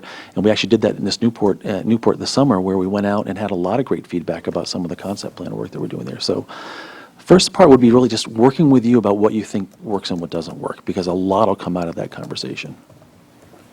And let me just show you really quickly here some of the tools we use, because I know I went over this briefly. A lot of breakout sessions that we'd be able to do, some of the high-tech voting on phones or on the devices that VHB has in PowerPoint softwares, getting people to do dot voting exercises, building with Legos and those tools, and also looking at some of the Post-it note exercises that we've got here. In Greenfield, a very comparable project, as I mentioned, we actually closed down a street. We put people out in tents. We had all the different departments have a tent in the street. We brought our Complete Streets booth that we created at VHB to show people what that initiatives look like. We had healthy foods out there, and we had things for kids to do on the street using chalk art and those things to draw their vision as well. And then in Watertown, we actually did a display at the library, because we thought so many people come to the library, let's have an information booth and a drop box there for people to put their ideas at the library. That worked out very well. And something that I'm a really big fan of is using Post-it notes, because everybody gets a voice, everybody can write down their idea. This is work from Watertown, where we broke the town into 5 different corridors. You could have issues and opportunities for each corridor. From that work, we were able to come back and communicate this idea about complete streets in a very visual way, turning their ideas literally into vision. So we talk about all of those types of things as tools and techniques with you. Thank you. The word sustainability is often used nowadays, it's almost a buzzword, but you probably touched on it, but maybe you get a chance to talk on it again. What does sustainable development mean to you in practical terms? And provide specific examples of how you propose that sustainability will be integrated throughout our master plan. Sure. So yeah, I think I touched on this briefly, but I'm very aware of the sustainobabble, as they might say, that's out there, and really I spend literally all of my time, day in and day out, whether it's with clients or actually trying to work internally at VHB as well, to help people to view sustainability as a lens through which we do all of this other work. So whether it's the housing components of the plan, or the transportation components, economic development pieces, education, all of these things are part of sustainability, in my opinion. And so we'll be looking for, through goal-setting exercise, through visioning exercises, to make sure that those goals and objectives and actions are thought about in terms of what is the long view for this community, and how are we ensuring that it's going to thrive and be a place where people feel that they have a sense of community, a sense of livability, health, economic success, et cetera. So again, not just minimizing your impacts on the environment per se, but really feeling like a place that's preserved its sense of character and that's sort of a healthy and vibrant place to live for them. And I think we're going to have to look at every single piece of those elements of the plan in order to do that. Thank you. If I can just add real quick here. So Carrie's also in her role. She's our corporate sustainability person. So this is something that VHB lives and breathes every day, from understanding our communities, our clients, our operations internally, and making our own company kind of more sustainable as we go through that process. And in particular, to the project in front of you, the Greenfield project, Carrie has gone through a lot of process understanding. Let me just skip ahead to it. One more here. These are actually snapshots from that report where we talk about all of the implementation chapter items. We get into understanding how we're assessing them in terms of ranking their sustainability attributes to it. Maybe, Carrie, if you talk about this slide in particular, this shows you how you'll rank this, and this applies to every single goal, every single strategy within the document. So I think what happens often with planning, and I'm a planner by background, I think people reach a point where they've developed these high-level visions and goals for a plan. They probably even come up with this great laundry list of particular initiatives or programs that they want to put in place or policies. Right? That makes no sense just looking at it. And it can be very overwhelming and cumbersome, and it turns into what I call planning paralysis. And so what we've tried to do is not that we're getting away from creating a workable plan and a full-fledged document that you're going to have in front of you, but really making sure that we're creating a process and approach and even a set of tools for ongoing planning, because planning isn't just a one-shot deal. So really trying to identify with you early on, what are your high-level goals? What are some criteria by which you would measure success around a particular action area? So we customize this every time we come to the table to make sure that it's really meeting your needs. In this particular example, these were sort of the high-level criteria. I think this was actually adapted in part from the APA's guide around sustainable comprehensive planning as well, but thinking about health and well-being, energy reduction, equity, resilience, et cetera, and establishing actual scores around these things. So how well are these particular goals and strategies meeting those criteria? And it helps you kind of take that huge laundry list and really raise up to the top some more short-term or middle-term priorities. And while you're going through that evaluation process, you're kind of also assessing, okay, how will this be implemented? Is it financially feasible? How many of our goals is it going to reach? Are there sort of co-benefits and cross-benefits to this particular program? And so, those things are going to rise to the top. And while you're going through that process, you're going to get an understanding of how is this actually going to get implemented. And so this whole process also lends itself well to developing that implementation plan, which I think Jeffrey will probably talk about a little bit at some point as well. Thank you. Thanks.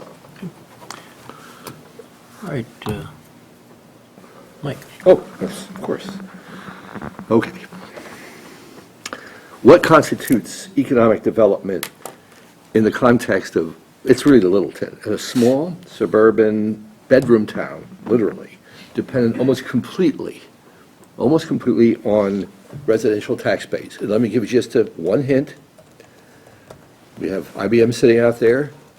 The employment rate in Littleton is below the state, is below the rate of unemployment of the country. It's a reasonably wealthy town, not a single person working. Very few people at IBM live in Littleton. So that'll give you a quick snapshot. What do you mean by economic development? I'll let John take a first shot at that one. And I'd like to add to that as well. Go ahead. Sure. So, I'll be perfectly honest. I don't have all the answers for Littleton right now. I don't know all the issues off the top of my head, but I do know that the way that we approach it is we first take a very rigorous approach to understand exactly what's happening in Littleton, right? So there's a way of thinking about thinking about Littleton in the Boston regional context, right? So it's not just about drawing a border around Littleton and seeing, okay, where are people living, where's the employment? It's actually taking a step out and saying what's happening regionally in Boston, what are the trends, where is employment happening, what types of employment? So it's really comparing it to other towns and thinking regionally about how it fits in. But I do think, just having driven up the 495 corridor, Route 2 corridor, 2A, and thought about it, I do see other opportunity sites in Littleton. I think there are some areas where, there are opportunities to potentially attract other employers to the town, if that's something that the town wants to do. And I think part of this process, it would probably be later in the process, but if there's certain locations that seem reasonable for that, seem poised for that, it's partly about opening up the discussion regionally and saying, okay, private money, private development, what do you think about Littleton? What are your options? Do you see this as being a location where you might think about locating a project? I mean, you look at the point that's happening right now. Obviously, somebody saw an opportunity there, and when you look at even the way they market that project, I mean, they're talking about it in a very regional context. They're saying, if you look in any direction, you don't have these type of uses for 5 miles in this direction, 15 miles in this direction. So they're thinking very regionally about the 495 corridor. So my guess is that there are other opportunities like that can help potentially balance the tax base. I just don't know what they are yet, but that's what the process is all about. One other thing that I've seen a lot of communities grapple with is the same thing that I think you're mentioning, is where, we grew up a certain way, we've got certain bones, we're mostly residential. How do we attract more businesses? How do we make ourselves more livable? How do we make it more of a destination? How do we build upon those things? And part of it is trying to understand in your land uses that you have here and in your special places like the common area, like what are those things that if you could add a few more economic growth opportunities to that might be more attractive to get more people to come to the common and to want to choose to live here and to work here and to play here. So you have to be thinking about it more holistically than just about jobs and about housing. It's about livability. It's about walkability. It's about great places to have your kids grow up so that you want to choose and you want to work here. Part of it, though, what I heard from the pre-proposal meeting is there's some concern about how quickly you grow, how densely you grow. So balancing that becomes a very important part. And I mean, Glenn, if you can talk about some of the balance stuff, might be very interesting.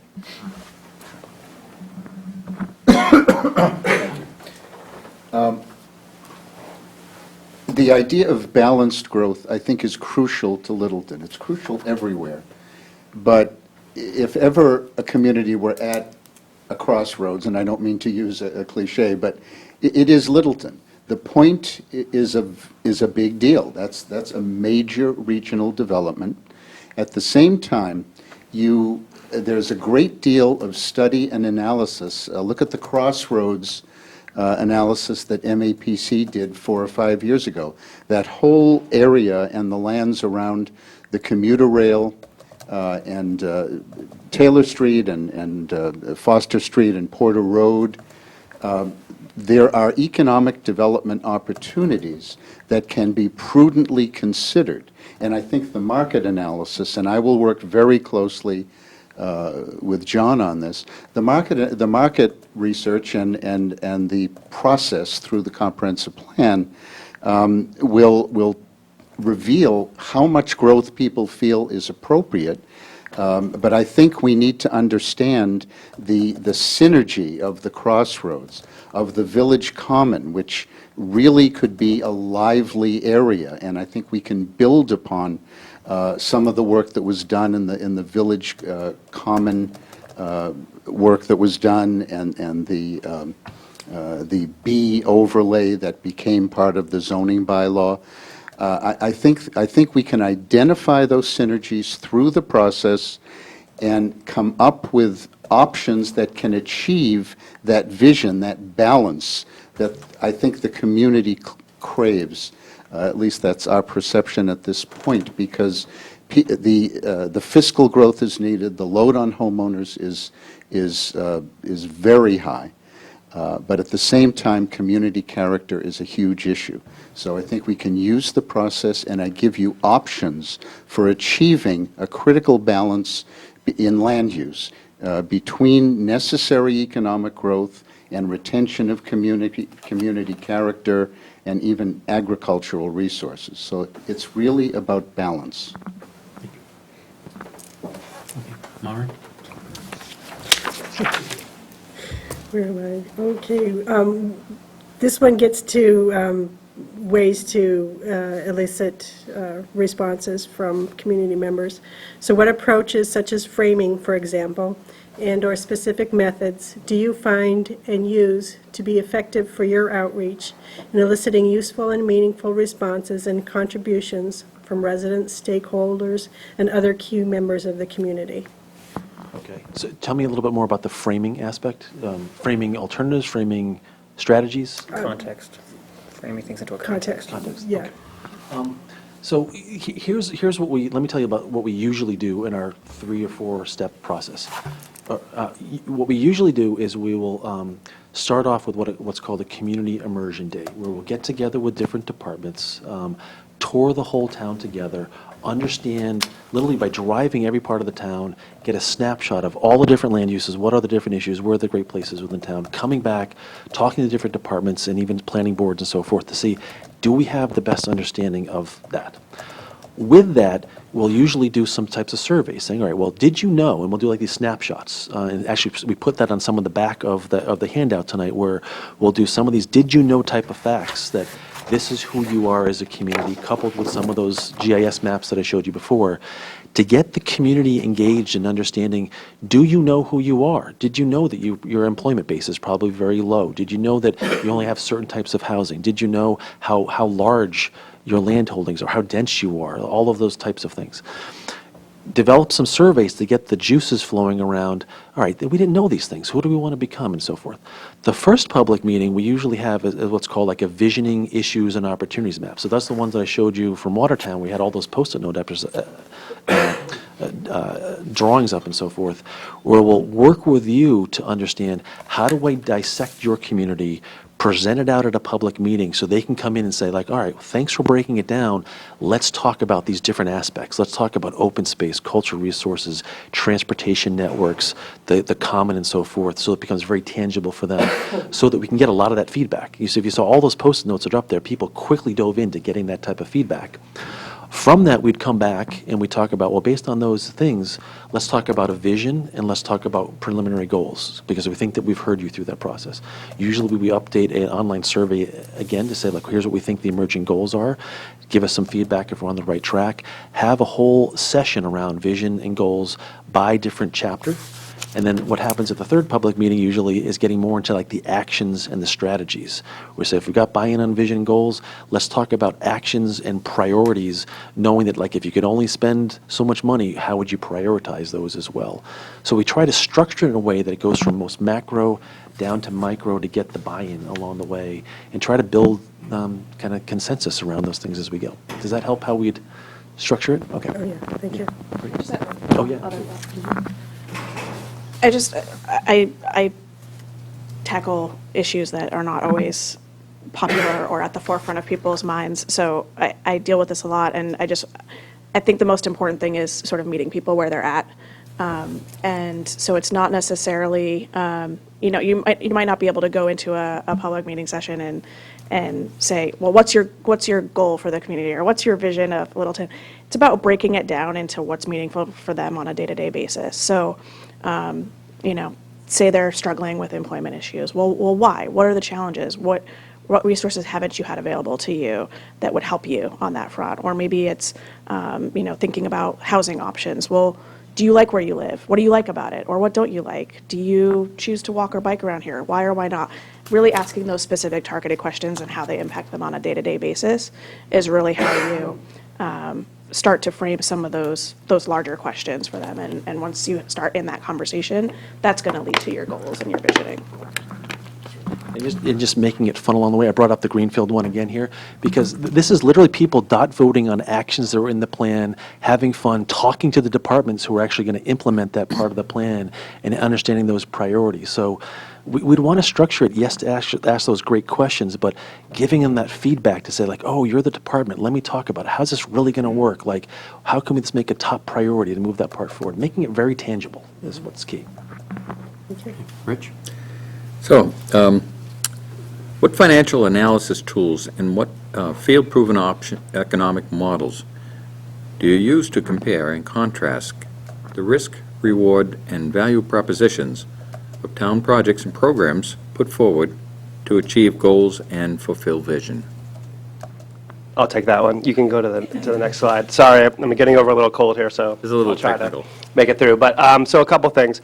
I think on the sort of more pure financial modeling, been doing this for a long time, and I think it's about creating different scenarios. That's the first thing, and understanding what some of the potential outcomes could be in a range of outcomes. But another thing that I've found over the years is that folks really want to get involved in the financial model and have a way to sort of, for lack of a better term, kind of play with the model and understand what some of the impacts might be. So we've started to develop some tools. There's an image on the screen here where basically we have a user interface that sits on top of a very detailed Excel model where we can customize it and you can sort of pull out different variables and inputs for folks to test. So we could actually, with this group sitting around a table, say, okay, let's look at this particular project and let's test some variables. What happens if we, add ground level retail at this rent level?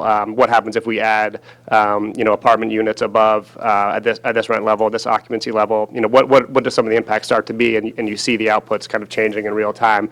And it's a way to, both create specific scenarios that you can kind of save and file away, but also just to see and understand the impact. So that's something that we like to do. And that's not generally done with the broader public, but certainly with a smaller group of stakeholders, we found that to be a nice approach. And then the other side of it is really digging into the fiscal impact of projects. I think if you're looking at it without really looking at the fiscal impact, you're not getting the full story. So that's another piece that we like to model and start to understand and sort of frame up the issues and understand what the impact could be to the town of different mixes of land uses or different project types. So that's another approach that we like to take. The one part I'd add to that is that I found in working with consultants that do a lot of economic modeling, what are the questions that you're trying to answer? Knowing really what you're trying to drive at the end of the day. Is it certain types of questions that you're looking to get to? And knowing that this is a master plan, that a lot of these recommendations might be at that 20,000-foot level there. What is it that you're trying to achieve? Is it balancing that you can implement a lot of these things? Is it about understanding when in time you want to put these things and invest those dollars over time? So those are the questions that we're asking that what you want to get out of that task. Right? Thank you. You've hit a little bit on participation by town officials, employees, residents for sure. But what I'm concerned with is the folks such as ourselves, other boards, committees in town, commissions, the town employees themselves. You've put together your proposal, and you know how much time you anticipate spending. How much time do you anticipate us spending in terms of man-hours? Okay. And I'm not asking, point something, but in general terms. That's right. I think, I put the list back up here again as a reminder about the key aspects of where I think we need to be involved. And some of these are simple things like getting access to the GIS data and transferring files to us and all of that stuff as well. I think I put another couple on the list here. If you have things like open space inventories, meeting with the public services and facilities departments in particular, having that face time with them to really understand that need, attendance at committee meetings, having access to the town website and getting postings on there, advertising these things. My experience in doing these is working with planners and planning boards, that it's usually probably 3 to 4 hours a week where we have a weekly conference call just to check in about what the status of the project is. Usually something comes up where there's some follow-up action that needs to happen as well. And then maybe a meeting, having a conference call with a different department or so forth. But that time frame depends on who you're actually talking about. Is it really just to support the project and the consultant team doing what they need to do, or does that time have to include things like boards and town departments and those things? Because that level of involvement will actually change dramatically during the life cycle of the project, where it might mean that I'm meeting with department heads 2 or 3 times to be able to really get out what you need in those public facilities. But that might be 3 or 4 hours of their time, and that's it, versus meeting with the planning folks and on a weekly basis and so forth, or the committee coming once a month. But I'm assuming the committee is more of a volunteer type of position. So the other thing I'd like to say is we would ask you that question too. Like if there are towns that we've worked with where they haven't had a lot of time, haven't had a lot of budget to be able to do it, said, look, can you please help us in a good way drive the process, get the meeting minutes together, circulate it out to the committee, and take on those things. We'd ask you that question to be able to be helpful to you, but also to make sure that you're plugged in. Like, the worst thing that could happen is if we're trying to do too much and you're not in that role where you want to be, that creates a disconnect that we don't want to have happen there. So hopefully that helps answer how that would change over time. Yeah, I think the key piece is here is that we understand you're going to need to get resources from us, you're going to ask us what we want, you're going to need to get input from committees and those kind of things. How much legwork Yeah. of the planning of this process do you think you're going to be relying on us? And I'm hearing not so much. Right. The big chunks will come in the front, where we're getting a lot of the data collected together, planning for 3 major events, because a fair amount of back and forth goes into the planning of those events, the venue and those things. When drafts come out of the baseline conditions, we're reviewing those baseline conditions to make sure that we're saying this is who you are in every single one of those elements. When the goals and the actions come out, and when the implementation chapters come out. Those are like the 3 big chunks of time. And I'm assuming that you're going to want to circulate that to many people to get the buy-in from the different departments. But it's really about that.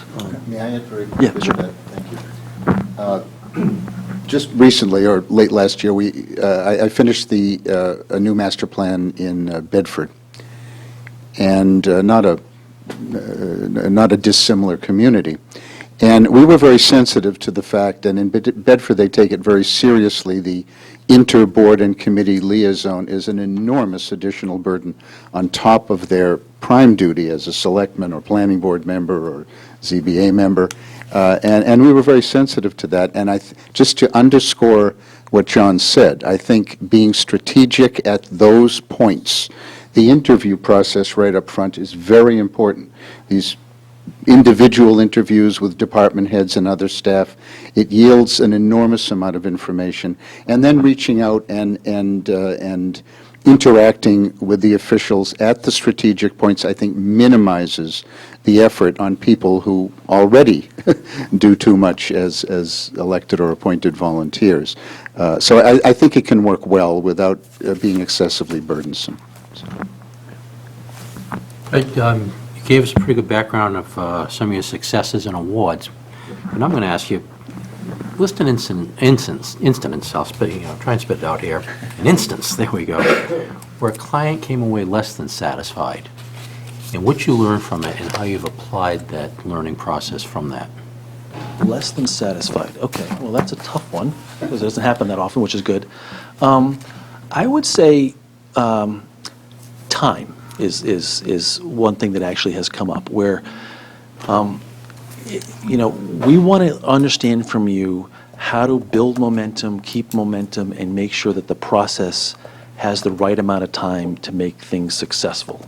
Because I've seen it where things can be expedited because that's what you need to do, or sometimes where it needs to slow down and take longer because that's what a town needs to do. So sometimes I've seen it come up where, like, hey, this is taking too much time. Like, we really got to amp this up. Like, how can we make it go faster? Or sometimes it's been, we're doing this too fast. We really got to slow this stuff down. And that's actually very unique to each community, and how the committees are set up and what the appetite is for the community to be involved and so forth. So it's actually pretty common that getting the sensitivity to the timing aspect really becomes important, especially around the holidays and about breaks and summertime as well, which we really try hard to plan for. But I've seen things where they say, like, you know what, we're going too fast. We really got to slow down. We talk about driving the process in a good way. Sometimes that could have a negative result where people feel rushed. Nobody wants to feel rushed during this process. And on the opposite side, sometimes if you take things too slow, you're like, you know what, we need to get more turnaround. We got to get that momentum going. And that's probably the most common thing that I see come up. So I think in our proposal, we said this might be a 10 to 12 month long process. That's our best guess at what we think it usually takes. But if you come back and say, look, you know what, it's going to take us 16 months. Or you know what, to build momentum, let's do it in 9. I mean, we've done it many different ways. That's probably the biggest one that's come up to me. I'm not sure if any other team members have another. The only other thing I would add is just where I've personally run into challenges is just making sure you keep the line of communication open about expectations for what we're accomplishing. I think the danger comes if we're over-promising at any point, and we need to keep expectations real about what we're trying to accomplish, not be too ambitious in terms of what Jeffrey was saying in terms of time frame, and make sure that we're balancing that throughout the process, so that we're we're delivering on time and on budget and really meeting your needs. And if that means, things get adjusted as we go through the process, if we realize, hey, we hadn't thought about this in the proposal, but this would be a really great framework, that we're flexible on that front. So I think just the communication at each stage of the process is really critical, because when that breaks down, that's when you have problems. Just add one quick thing. In my experience, most of the kind of failures are very kind of silent failures, in that the plan doesn't end up being used. And unfortunately, I think it happens more than we all would care to admit, and I think it's on everybody. It's on the client side, it's on our side, and so I think it's really about early on saying, okay, this is what we think implementation and a successful implementation looks like, and all agreeing to what that means.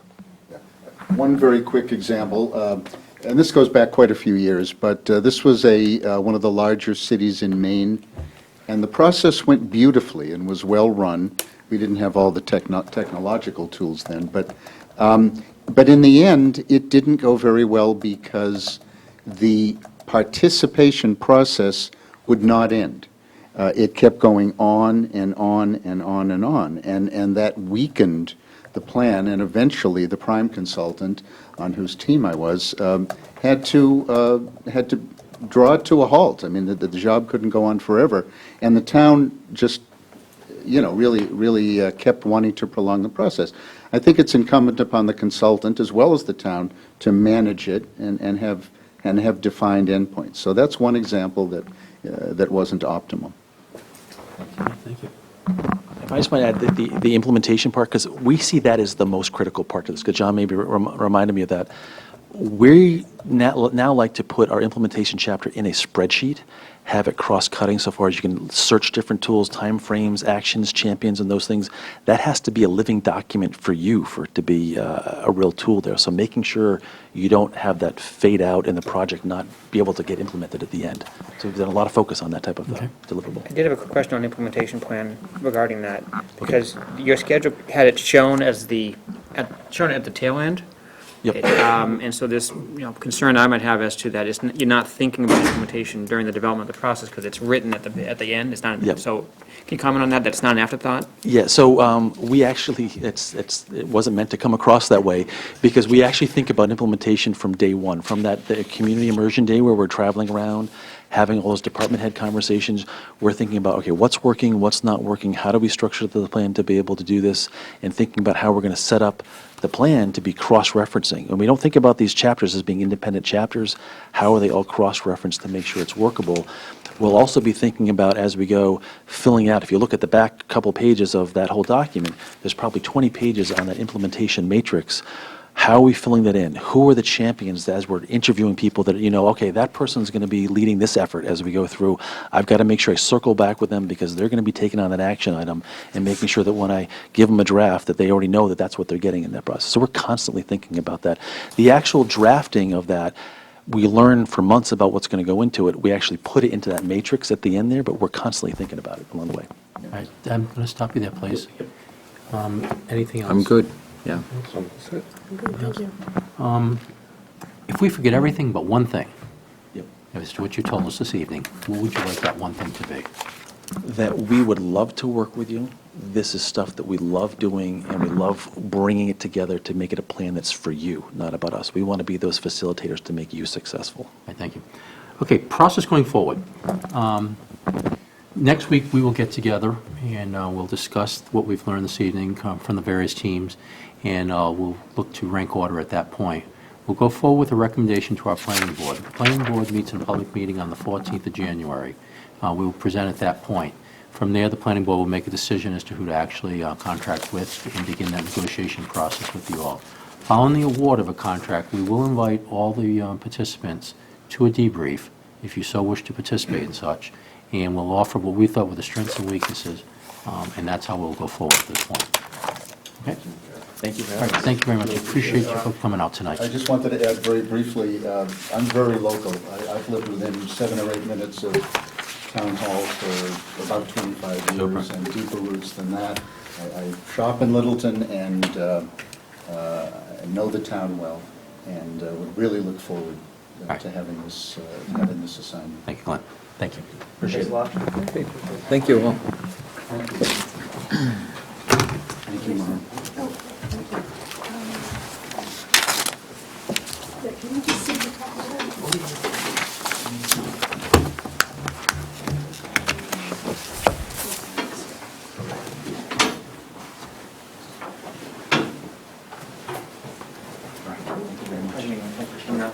Thanks for coming.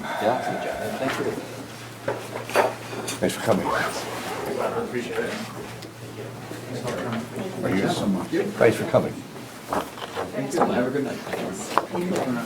I live in Air, I've lived in Harvard or Air for 25 years. My kids grew up there and. Thank you, nice meeting you. Thank you. Have a good night. Thank you. Appreciate it for coming.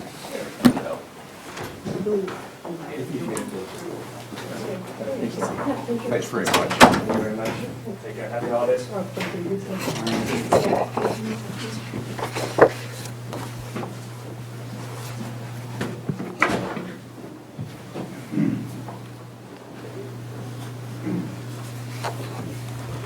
Michael, Hey, how you doing? good. You look pretty sharp. What? Pretty sharp tonight.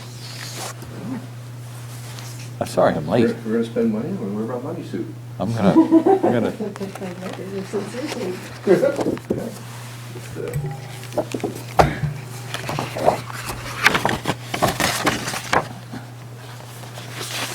Did I miss anything early?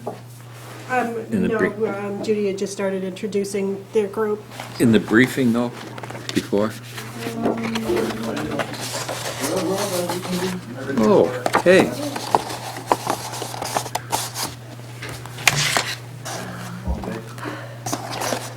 Yes, Every day. every day, it's a long day.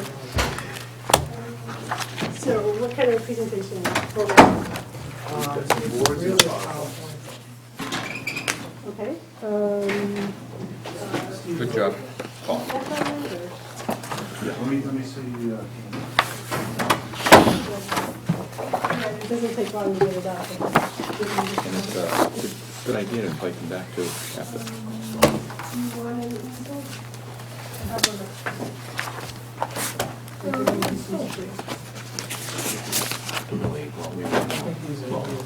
Three of the folks are not employed. Hopefully that they get better.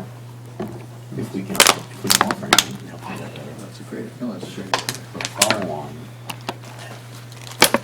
The town and community gets a better product. But what it does is it keeps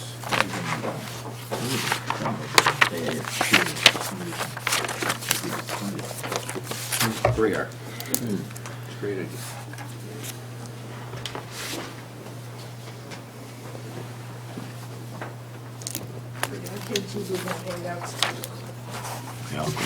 Oh, that's from before. Thank you.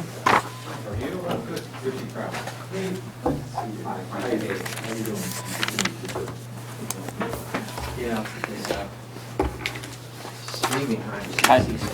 Hi, nice to meet you. I think I'll go ahead and use my own, yeah. Perfect, That's okay. absolutely.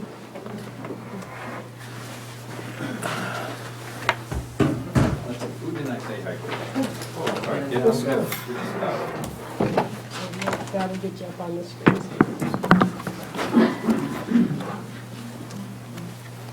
Hi. Hi, nice to meet you. Nice to see you again. Oh, you're good to see you again. Nice to see you. Derek, very nice to meet you. How are you? Absolutely. Yes. Eric Apkin from Greenwich. Mike Snell. Nice to meet you. Oh, hi. Good to see you again. Good to see you. Hi, Frank Mahady. Nice to Okay, meet you. nice to meet you, Frank. Frank Mahady. Mike Snell. Nice to meet you. Frank, hi. Gary, very nice to meet you.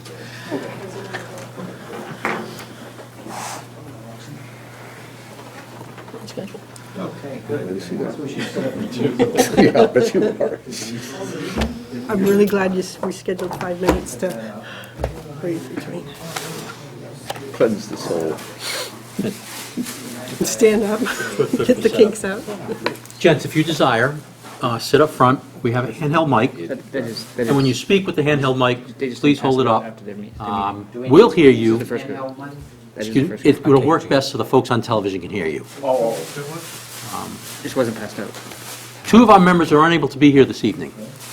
They are going to view this on film, though, so they'll see what the questions were, and they participate in the formulation of the questions, and then be able to hear your responses. That way, they can provide substantive input to our deliberations as we go forward in choosing one of you fine vendors for us.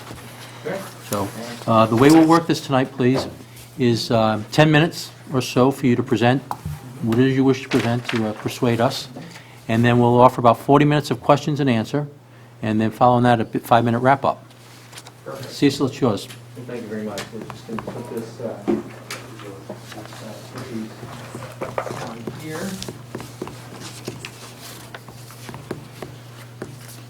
One on top and one on the bottom. That's perfect. Well, thank you very much. I'm going to first hand out an agenda that introduces who is here with me this evening, and part of the team, the key team members that are here. And again, I'm Steve Cecil from the Cecil Group, and we're planners and a multidisciplinary firm that does work of this type with communities all throughout. May I ask that you hold the handheld mic? Certainly. And that'll facilitate the folks at home watching on television to hear you. Very good. Thank you, sir. Thanks very much. So I'll pass this to my team members. As I was saying, I'm Steve Cecil from the Cecil Group. We'll be the prime consultants, and I'll explain a little bit more about who we are and what we do in just a second. Frank Mahady, principal of FXM Associates, Economic Development Consultants, Real Estate. Bill Scully with Green International Affiliates. We're on board for the transportation, circulation, and infrastructure. Eric Gatkins, Green International Affiliates, on board with the transportation as well. Great. So we're going to make a presentation, and I guess you can see this on the side, we're going to walk through an agenda where we talk a little bit about our take on master planning, our take on Littleton, and some of our thoughts about what keys are to a successful process. But we understand that this is going to be a relationship in which we're going to listen and learn quite a bit too. We've studied and thought about this ahead of time, but we're looking forward to the majority of the time being conversations with you, as it will be throughout the entire planning process. That's what this is all about. So in thinking about the plan for Littleton, there are certain aspects of this that are very important. Now, if I set this down, will it be able to be heard, or should I hold it? Not very well? Okay, thanks. The key ideas that we use to assemble a plan is thinking about how this needs to be an inclusive process, that the town members, the stakeholders in the future of Littleton need to be involved, that we all have to have sound information and evaluations. Good decisions are made on good information, and that's what our team is here to provide. Part of what we're about is establishing an updated vision for the future of the town, updated from what it had been, taking into account the conditions today. But we're looking for a pragmatic plan that can be accomplished. We recognize, however, Littleton's not a typical town in many ways, and that will require some innovative thinking about how you can maintain the things that you value the most and invite the kinds of changes that will be very beneficial. But in the end, we will be successful when we all set the stage for action. This is a key commitment that the firm has and our team has. The Cecil Group is a multidisciplinary planning and design firm.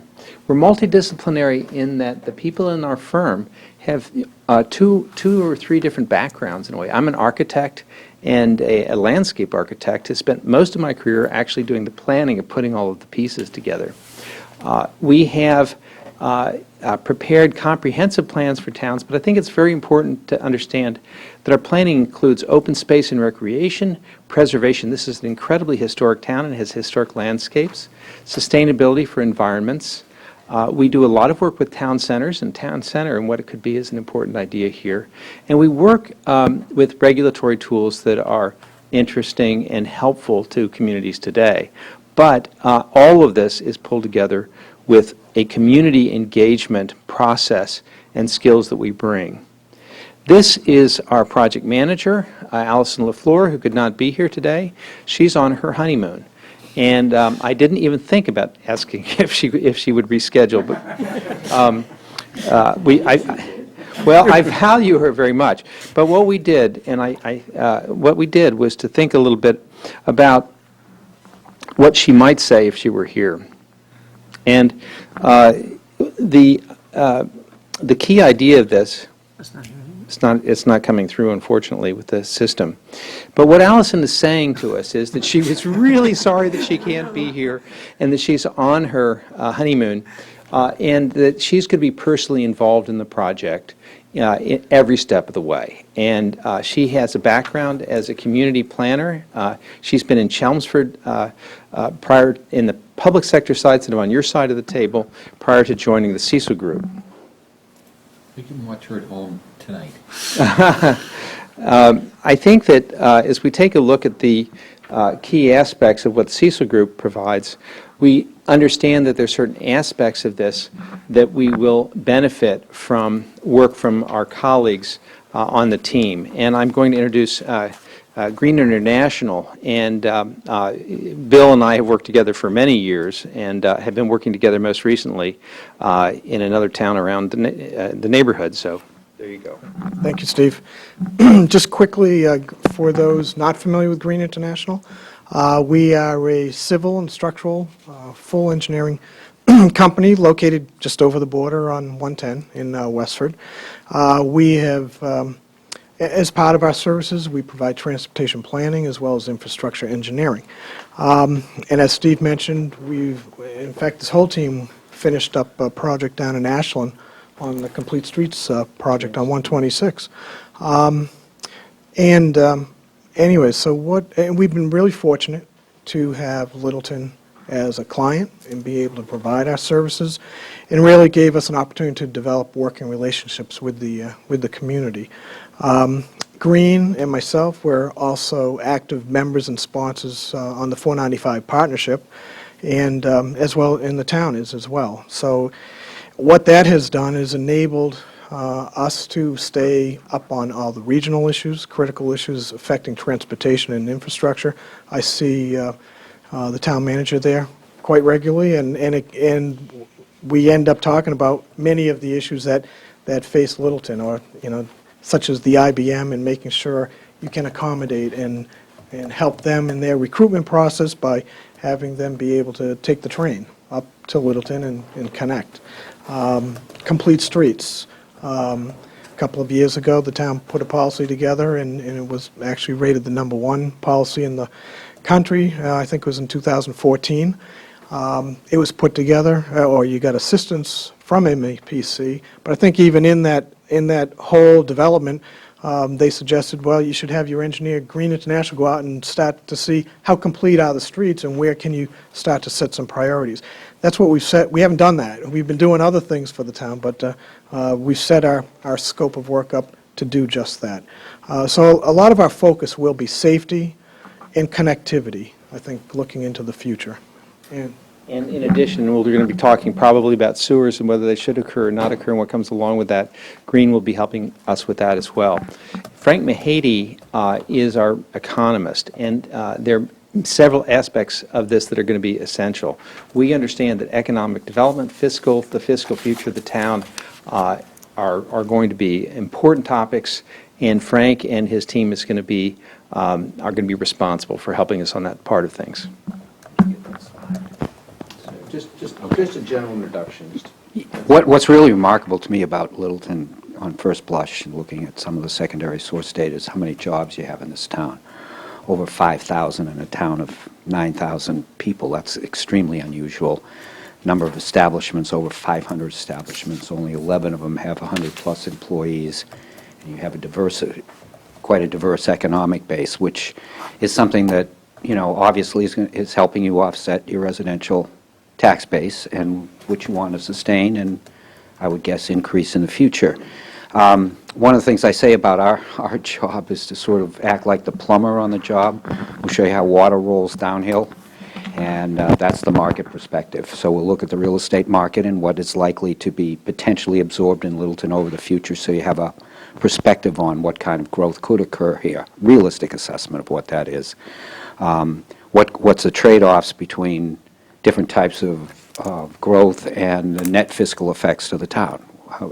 Obviously want uses that are fiscally positive rather than negative. So that's what we will be championing in the course of the project. And I've been doing this for 45 years. My staff all has over 30 years experience, done a lot of master planning work. We're very familiar with the 495 corridor. We did an award-winning economic development strategy for Marlborough with the Cecil Group. So we know the area pretty well. Great. And we'll be looking forward to exploring some of those topics as we get into the questions and answers, because the key issues, and it's actually on that agenda, include this. So we thought about the fact that planning, a comprehensive plan, a master plan, needs to look at the opportunities for the future. And the opportunities have to do with how do you take advantage of what is a wonderful community character, some of the rural characteristics, some of the historic qualities, the open space, and a place that has a look and feel that people love, and that's clear in talking to people who are from Littleton and involved in it. Development is a real opportunity. You are extremely well located. You are going to have choices. Transportation provides those choices for you, and transit and what it can bring are great opportunities. The notion of a civic identity, where is the heart of Littleton? What are the pieces that make it together in the town center, but just the civic life of the town, are all topics and opportunities that we will be focusing on. But as a green town in important ways, sustainable but just green, the environment and open space are all opportunities. Now, as we take a look at the challenges for the future, you'll notice that none of those things changed. Because, in fact, the community character, as new development occurs, that can erode or go in directions that people don't want to see happen. And planning can help set that. Development is good up to a point, but there's a point at which people are competing for the same space on streets or other aspects of development. You can have too much of a good thing, or at least not the right kind of development that can occur. In terms of transportation, it would be great if the roads and intersections and access to the Route 2 4095 were reserved for Littleton residents and the other people had to wait. But in fact, as you develop and people cut through this town all the time, what's good for you is also good for them, and the congestion is going to be a challenge. In terms of the civic identity in the town center specifically, it's challenging to create an economically viable place. It's challenging to have a 19th century town center, even 18th century town center in the 21st century. And for a variety of reasons, we work in a lot of town centers to help them regain that quality.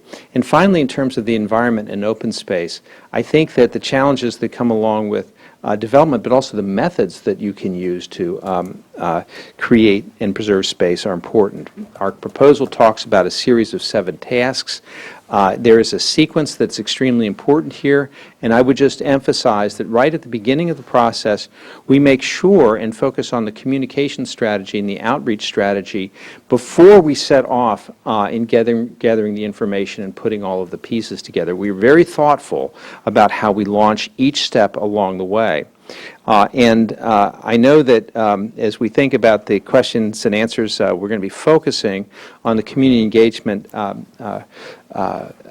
quite a bit. But if we have an observation about what we think success is associated with, it is engagement. But it's engagement that leads. The people who come to this process will be the town leaders of the future. They'll be the volunteers that you want to get engaged. So you're growing the range and the number of people to be your stewards. That's what engagement does for you. Not just a place to put opinions, but get involved. We need to focus on what the town can accomplish. The way a town grows and changes, the town only affects a certain percentage of that. What are the key things that you can focus on? We think that having a shared foundation of facts, this isn't about rumors, this isn't about, this has to be about what's really happening in the town and understanding what happens.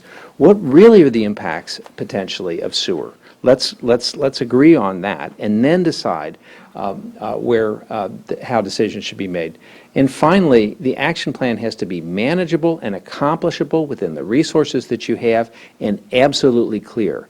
And we do a kind of a step-by-step process that you can measure and monitor over time. So those are the keys to success. With that, I've concluded the comments that we wanted to make, and I'm looking forward to the next part of the discussion. We've tried to leave as much time as we can, but we left on the agenda there, the front page there, the list that came along with the notice about the meeting tonight, just to remind ourselves about the kinds of things that we hope to talk about. Thanks. Sure. Will those of you here tonight be on the team that works on the Littleton Master Plan? Absolutely. Absolutely. And with Allison, too. But, And what other team members would you expect? well, I think this is really the core team. These are the people that you're going to see at the meetings and at the discussions. We have several other people who will be involved doing a variety of support pieces. I'll mention a couple of people. Emily Innes is a planner in our office who has a really strong background in finance. She's the chair of her own planning board in Milton and has been, as the planning board chair, completing their own master plan for the town, so she has that background. And Josh Fiala is very talented as a planner with a design background, because we think the look and feel of a community is extremely important, and so that design side of things is going to be important. So from the CISO group, those will be the key people. I think we'll have a little more site and civil side, perhaps, to what you'll bring too. And I have two people on my staff, Jacqueline Hallsmith and Diane Sitsos, both of whom have over 35 years' experience. And they will be assisting in the analysis. So the people that we have on the slide that we showed you are all on board. Yes. Thank you. Mike? This goes to engagement. An informed consensus by the town's residents will be required for a master plan to serve as a credible document capable of guiding the town's actions going forward. While there are available various media to reach out and facilitate participation, we would like to know what specific methods and/or approaches do you propose to deploy through those media to get the people the participants just in the front door? Not what happens after they go in, just to the front door. They're asking about the mic. And make sure that I pick up the mic. Yes. I could see in the background. So part of our engagement process will be to hold the mic, make sure that we project well. I have a slide up on the screen to suggest a few things that we think are helpful. One of the things we'll do right off is ask how do people in town get news and information? But we have found that there are a number of different aspects of this. One is to set up a link on your webpage or a webpage that we can set up separately. One of the images I have is a special webpage that we set up for a specific project that provides information and updates, but it's two-way. If people have comments, they can provide that. We really like using and distributing surveys. In one community... I'm interested in what methodology you use in that survey, in those posters. I mean, I've already mentioned that we have the media. You have the media, whatever it is. What do you use? How do you use the media? We use the media. Okay, we use the media in different ways. The media that we use is intended to get regular accessible information out, and we monitor who is seeing it and who's watching it. So we can find out. We use it to find out who is coming through the door and how they're interacting with us. We use surveys to make sure that we understand how people perceive the town. We don't know the questions in advance. I guess perhaps I can tell you now we don't know. We need to work through with the steering committee members and through the process to understand what are going to be the best questions. But we use those surveys to represent to ourselves and to others what are the opinions and what are the thoughts within the town. Other media that we use, or other techniques we use, certainly from a marketing or an advertising standpoint, we can use and will work to provide signs, notices, banners across places where people can see to make sure they come in the door. But all of this, in the end, is to get people to come to meetings. Because it's only through interaction that we learn about the trade-offs and the opinions of others. Master plans cannot be done with people individually on blogs providing lots of advice. We need to make sure that we're building community. So the techniques that we use during the meetings are extremely important to us. We custom design, that's what this picture is about, we custom design the workshop components for the issues that are in front of us and make sure that people have an opportunity to provide input and see how that input comes out. So, for example, in some communities, physically where the land use ought to be and how it works, we provide scale pieces that people can use on aerial photographs and work with us to see how that would actually result. The long and the short of it is that building a dialogue is what we're trying to do rather than listen to many monologues. That's what a community is. I hope that helps. Thanks, sir. Gary? Next question is, the word sustainability is used nowadays almost like it was just thrown out as a buzzword all the time. What does sustainable development mean to you? Specific examples of how you would propose that sustainability will be integrated throughout the master plan, if you could comment on that. There are two sides to it. By the way, I heard that the person that invented the term sustainability no longer wants it to be used because it's been misused so often, so different than what it was about. It's often used to think about the environmental implications and environmental sustainability. But we talk a lot about economic sustainability, meaning that from an economic standpoint, the business activity, the economic activity can be sustained without constant supervision or input from the government, from the town.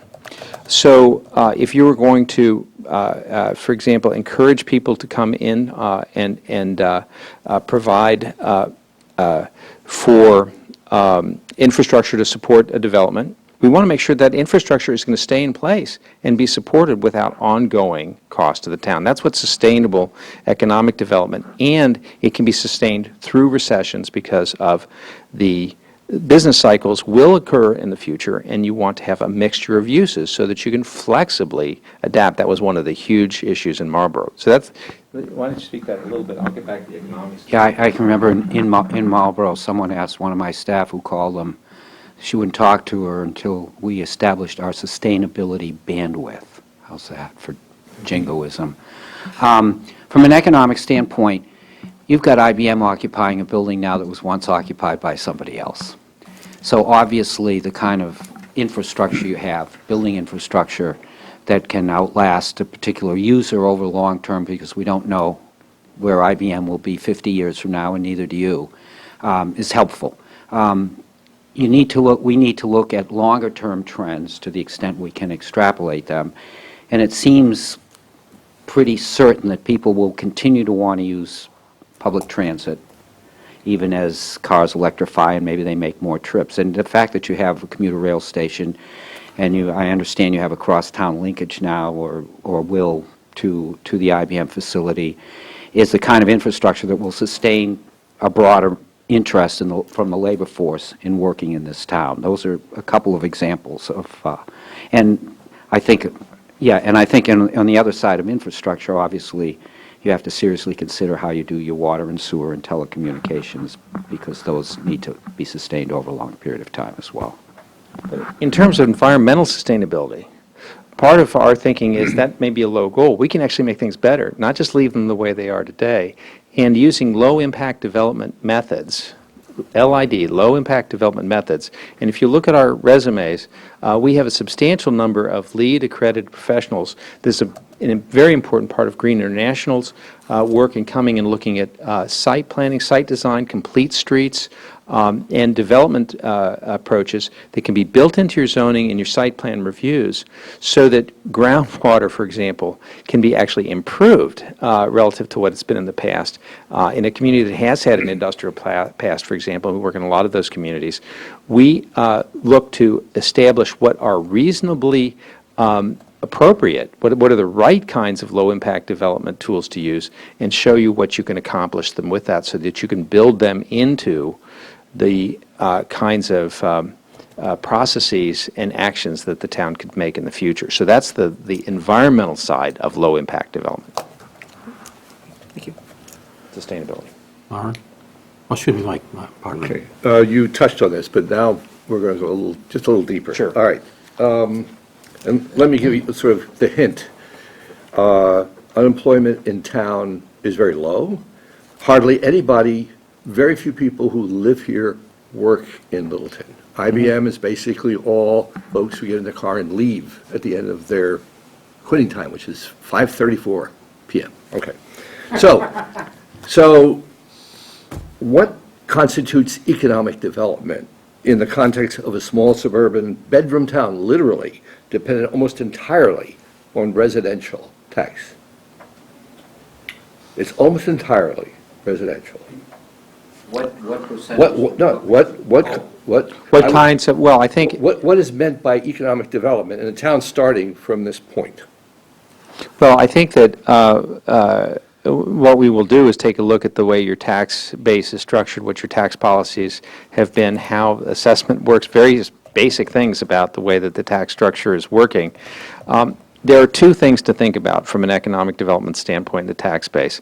The rule of thumb is, of course, that commercial development will provide higher tax rates relative to residential because the services that they require are less. Schools is a classic part of that. And so one of the things, and that was one of the key things that we studied in Marlborough, is how much development would need to happen in order to stabilize long-term the fiscal health of the community and set what that number would be. The community can decide whether it wishes to absorb that. But there's another aspect of this which is poorly understood in many communities, and that is that high-value housing, even with children, can contribute on a net basis significantly more than the incremental costs. So when you look at housing and the way the housing market is structured, there are aspects of housing, levels of housing that will be positive fiscal impact, and we can find that point so that as you look at your zoning and you think about where things are happening, who's going to live here in the future and how your house values are going to work, you can manage that part of your tax base as well. It is the old Courant development approach right now. We're doing the master plan in Burlington, and you probably know something about Burlington with the enormous number of office space and users and jobs there. Virtually all the developers in Burlington, there's a handful of people who are responsible for that development over the years, say that the future for them is to locate residential near the office park because people want to live near where they work. And right now you may have an imbalance where the people who live in Littleton aren't working here, but over time I would expect that would change. And I think that the kind of housing that Steve was talking about, and we've seen this in many places, if you target, there's a pent-up demand for rental housing right now, and has been for a number of years. And we've seen developers do this, and our own market studies have shown it.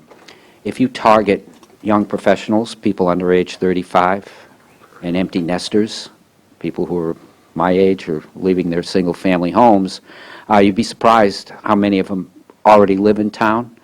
And that kind of rental housing is enormously fiscally positive because neither of those two cohorts have many school-age kids. So you have very little impact on the education system. In terms of the current tax base that you have, I don't know what percentage of your assessed value in taxes is paid by your current commercial tax base, but with that number of jobs and firms, I've got to guess it's not inconsequential.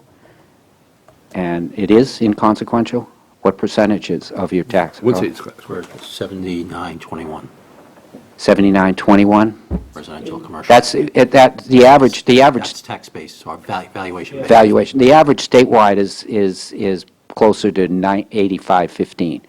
But I can see your point. So you obviously want to encourage some more commercial development for the possibility that it's going to be net fiscally positive. We just did a huge assessment. I don't know if you can show that slide on the L-Star. This speaks also, the next one. No, the next one, the fiscal, the fiscal impact one. This is very hard to read on the right, but this is a fiscal impact assessment we just did for L-Star on the major development at Southfield, South Weymouth Naval Air Station, showing the attribution of revenues and costs based on the commercial uses. We did a similar one for the residential uses. And I think as sort of a baseline, we can do that for what you have and say these types of uses and these values are fiscally positive, and maybe these are the things you should go after in the future. Yeah. But I think, we don't know what the right answer is. We would assume that some people think maybe we should have more commercial, other people do not want that. There are other impacts. Our job is to show you what the choices are and how you can manage it.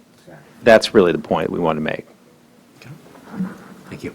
You're welcome. Okay. You touched on this a little bit when you talked about your workshop components when you're doing outreach.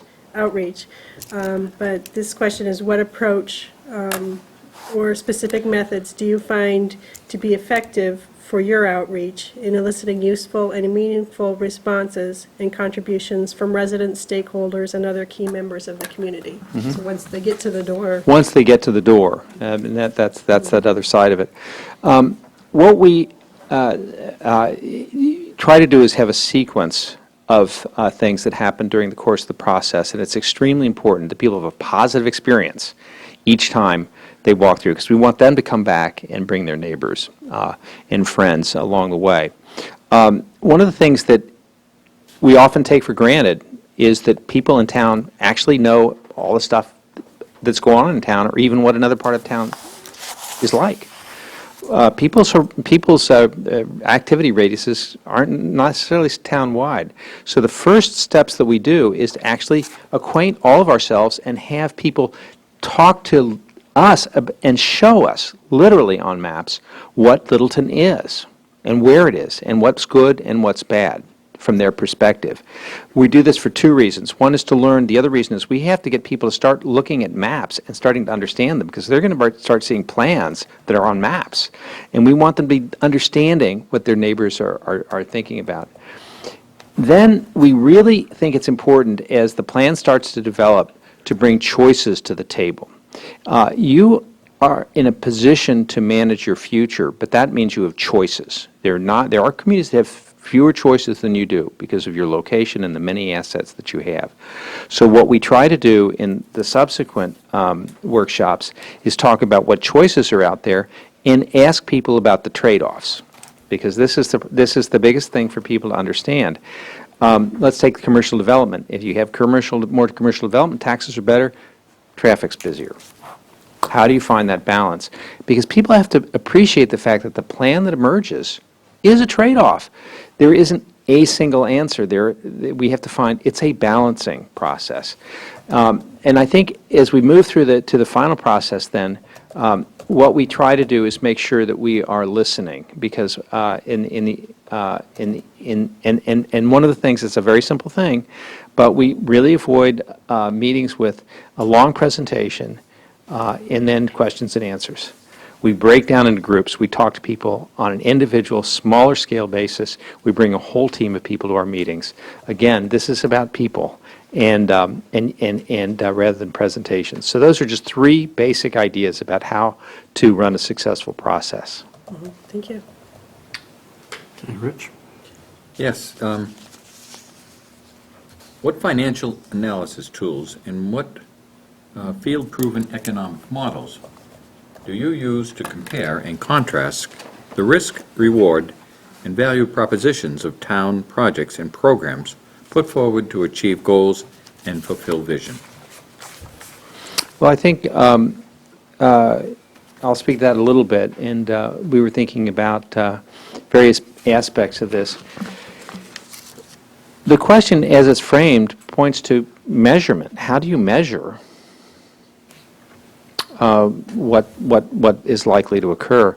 And we use, in fact, both the Cecil Group and FXM do fiscal impact evaluations of projects on individual basis and on a townwide basis. We also do, by the way, the same modeling we've begun to apply to town municipal facilities. If you provide, for example, a new Parks and Recreation facility, you're not making a profit on it, but there's a certain level of activity that you're targeting to justify the expense. So what we try to do is to take what, in a sense, are private market types of tools, cost and revenues, maybe resources and benefits, and put them together so that we have forms of measurement. Now, of course, the kinds of tools that you use from an analysis standpoint are...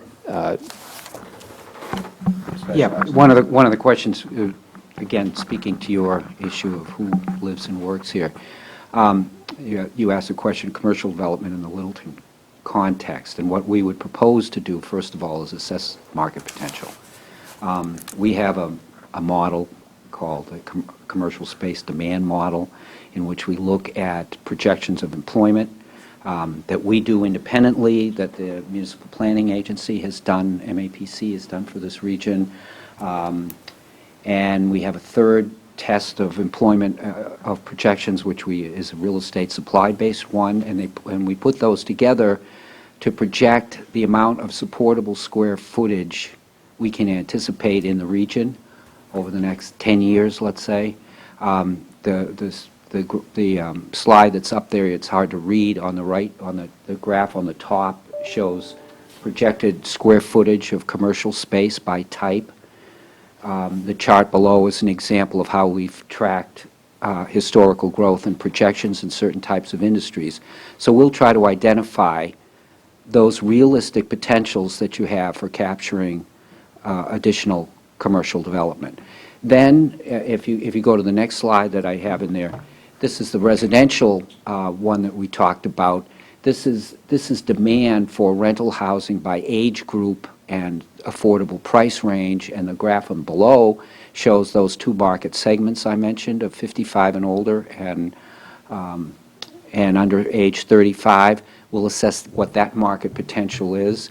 And then the third leg of the stool is the fiscal impact assessment, where if you put the third slide that was up there before, we use a proportional valuation method, which says we allocate costs to the municipality based on the relative value of each type of use. Commercial, for example, if it's 21%, the proportional valuation method, which is okay as a first order approximation, would say that 21% of the costs reasonably would be allocated to commercial. So then we'll divide that by the number of employees. You get a per employee cost of municipal service, and we would apply that to projected types of jobs. And we shade it by the types of uses. Retail is a little more impactful than office or wholesale distribution would be. And so we have an employment anticipation method that we use to assess the impacts of commercial development, and a per capita cost method to assess the impacts of residential development, which may or may not include education costs. And I don't know what the proportion of your budget is education, but it's typically in 40, 50, maybe more % of your total municipal budget. So obviously, you need to account separately for the cost of school-age kids, and we can look at that by what the market demand is and the type of housing that you might consider developing. So you can trade off the net fiscal benefits of residential versus commercial development by type. And those methods that we use, we've developed our own internal spreadsheet models for doing it. The theory behind it's been around for forever. And it's a sound way of comparing and contrasting options that you might have for future growth in the town, be it residential or commercial. Is that the kind of thing? Was that your question, or will you have more technical basis for it than I've grasped here? That was pretty good. Okay, I'll take that for starters. We'll work on improving it. No, it's... You're talking about particular programs that you might afford it. No. It was good, it was good technical answer. Good. And it got to some of the finer points of Okay. what different models would bring us. Yeah, we know them all. I've published stuff in scientific journals, and we know what the literature is, and we've developed our own. We've been at it a long time. So you're right, technically, we're on top of the game. But you had another issue. But when you go to plug in different options, you'll be able to crank out Absolutely. what those options. Yeah, would let's say, create. for example, we're looking at, you've got X number of acres zoned for Y commercial use. And if we were to anticipate a period of absorption over some period of time, and we use, let's say, the employment anticipation method for estimating the cost, and we know what the assessed value of the land is and might be able to make some interpolation of what it would be in the future, we could say for different types of uses, this is what we would expect the net fiscal, where the positive cash flow would be for the town. I was thinking more in terms of if we increase bicycle path or pedestrian-friendly environment, how would that affect our That's a worker really base? interesting one. I'm going to let Steve finish on, but I'll tell you what is happening. We actually Steve and I worked on a project in Norwood where we were repositioning an older business park to include precisely those amenities because that's what people are looking for. They're looking for opportunities to bicycle. They're looking for walking paths. They're looking for opportunities to walk a river or a piece of a forest or whatever on their lunch break. And if you have those assets, you become relatively more attractive to a prospective developer. And they're also looking, and the prospective developer and the prospective employer, these people want to go out to lunch, so they want 27 restaurants to choose from. They're not going to get them, but I mean, you know what I'm saying. And then finally, they hope to have affordable housing options to live in your town, which would also attract developers. And so the developers now and the companies that are seeking to locate are looking for all three of those pieces. They're looking for a positive physical environment. They're looking for a town that has a favorable business climate. It's going to encourage them and support them in what they're doing. And they're looking for places for their employees to live in a good town. And he's talking about the corporate side, but there's a lot about land value and the desire to live here. When he's talking about affordable, it's for the employers, the people who work in places to be able to afford the community. But I think that so for example, we have been looking at land values associated with doing a streetscape program in a town center. 25% increase in property values as a result of those are measured results the studies have been showing. So there are a lot of different parameters to take a look at it, but in today's world what we've learned is quality of life and time is extremely valuable.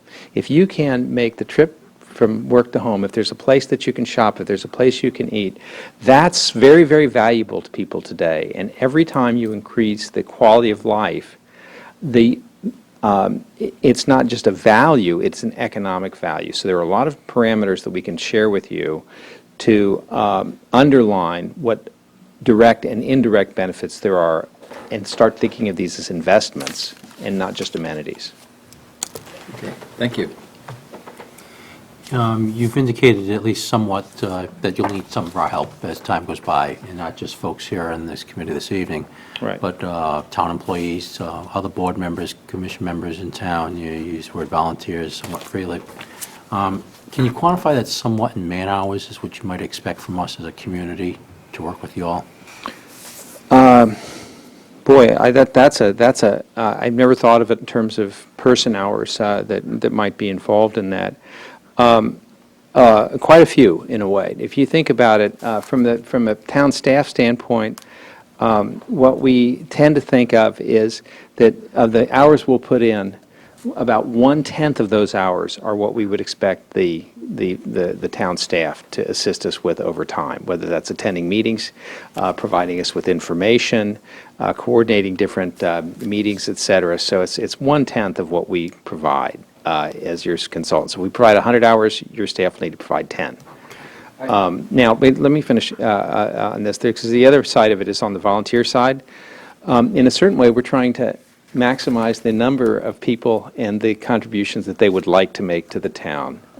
So volunteerism is extremely important, and we don't have a particular goal of how much was be involved, but there should be a stewardship group, both directly involved in decision-making and some additional advisory folks. We find that anywhere from 10 to 20 people are involved, and that they will probably spend the equivalent of an evening a month focusing on this. Not necessarily the same people, but that's probably about right. Yeah, a couple things. I know, I have some friends who live in this town, and you have some talented people in this town who want to participate in this master planning process because they care about the town. So I want to echo Steve's point about volunteerism. People have special skills that town employees may or may not have, and who represent various segments of the business community, for example.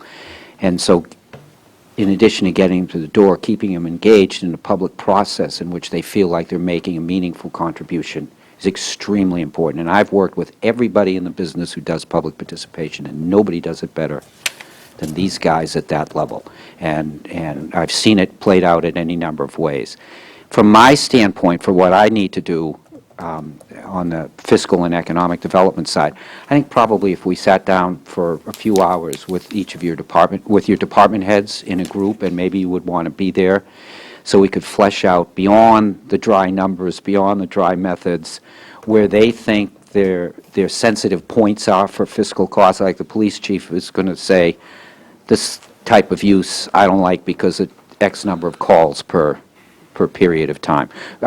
Big box retailers usually are the ones that require the most police service, for example, and he's going to say something about that. Or in other words, sit down with the department heads and get a feel for where the real costs are for running this town, I think. And that can be done in one day or less of a group.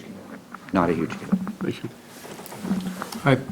Please list an instance where a client came away less than pleased, less than satisfied, and what you learned from it and how you've applied that learning.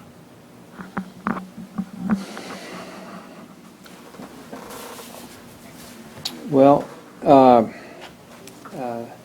I think less than satisfied. I think that we have any number of circumstances, I guess, but there are a lot of people involved. One of the things that's the biggest challenge is when we have, there are often differences within a community, opinions, and they are really tightly held.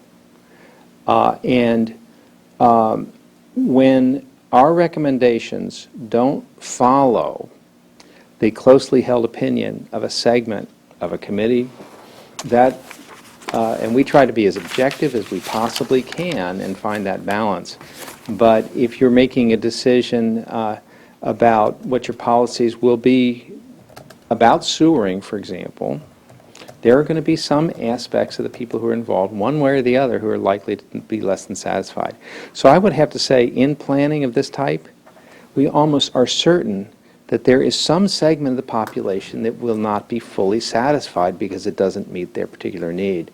It makes it very challenging as professionals to be in that environment day in and day out, but it's our job to be there. And maybe that's the best way I could think about answering it.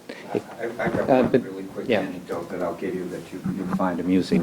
I won't name the town, but we did a look at what would be the idealized repositioning of a former mental hospital in a community, and one of the selectmen had convinced the town and everybody else that assisted living was not a housing unit, it was a bed unit.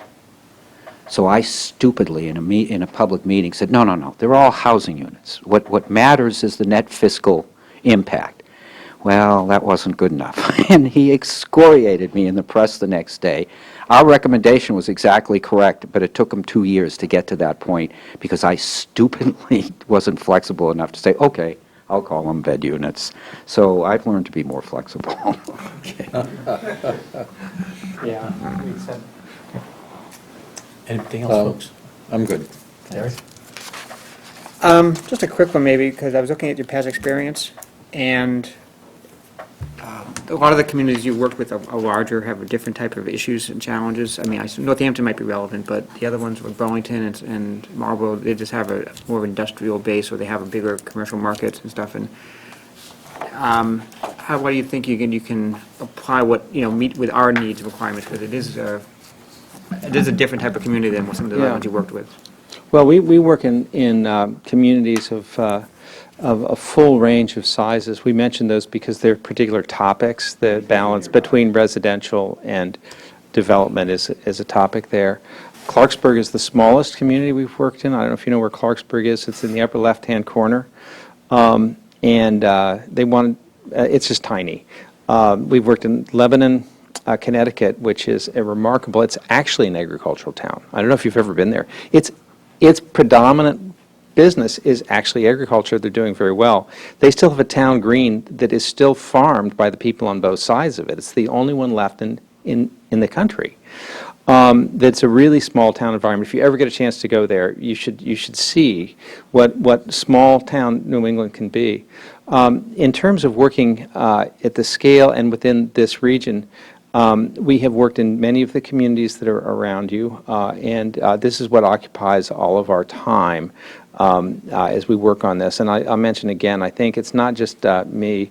It's the entire group. And Allison, who was with Chelmsford, for example, again, a relatively similar scale community is part of what we're about. But we'll draw the lessons wherever we can, where we think they're appropriate, big, small, or tiny. Even Clarksburg had something to teach us. We just, Cecil Group and us, along with someone else, is just finishing a project in the town of Irving, 1,900 souls.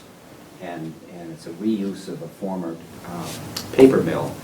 And they have so little infrastructure, you can't get anybody to read the final report. So we've worked in some small communities, and we can adjust to your scale very easily. Super, thank you. Mike? I'm all set. Laura? I'm good. Okay. All right, if we forget everything but one thing you've told us this evening, what is the one thing you'd like us to remember? It's about the people. It's about people who are going to live here and going to live together and be the stewards of this town in the future. We're all about setting the stage, not just with a piece of paper and not just with a report, but the people who are going to be involved in this process are going to need to understand, because they've helped form that vision, and they're going to be the people that put it in place. I'm always pleased when people never remember that it was the Cecil Group plan. It's not our plan. It's your plan. And it's our job to find a way to bring that about. So I hope you'll remember that, because it's a really important idea. Thanks. Thank you. Thank you. Going forward, as a committee, will meet again next week, and we'll go over what we've heard this evening from you folks and others. And we'll be formulating a recommendation to bring to our planning board. The planning board will meet on the 14th of January, and we'll present it that evening, our recommendation. The planning board from there will approve one way or the other, and then look to enter into contract and negotiate as such. Then, once a contract award is made, we offer to all the participants an opportunity for a debrief as to what we felt was good, not so good, the strengths, weaknesses, if you will, and we welcome you to participate in that should you so choose. Okay. And then I would offer, please extend Allison congratulations and best wishes, and good luck on her matrimony and future life. Well, thank you. We'll do that. Please report that you failed miserably to present her. I had all three. It works so well out there, but it never works. Yeah. Very good. Thank you so much. Thank you very much. Appreciate it. Have a good evening.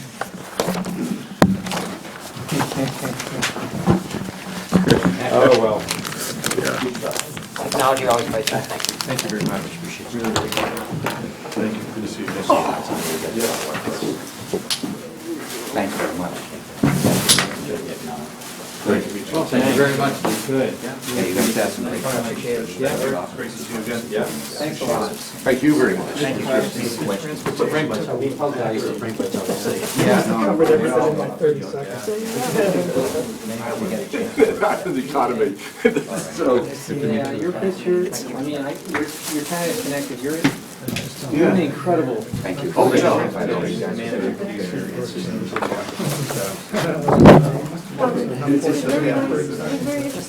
subcommittee meetings Yeah. where it's, I really appreciate you. been able to draw a lot of different constituencies in this. I don't know. It's a factor, but while the instruction's already there, you know, so it's very.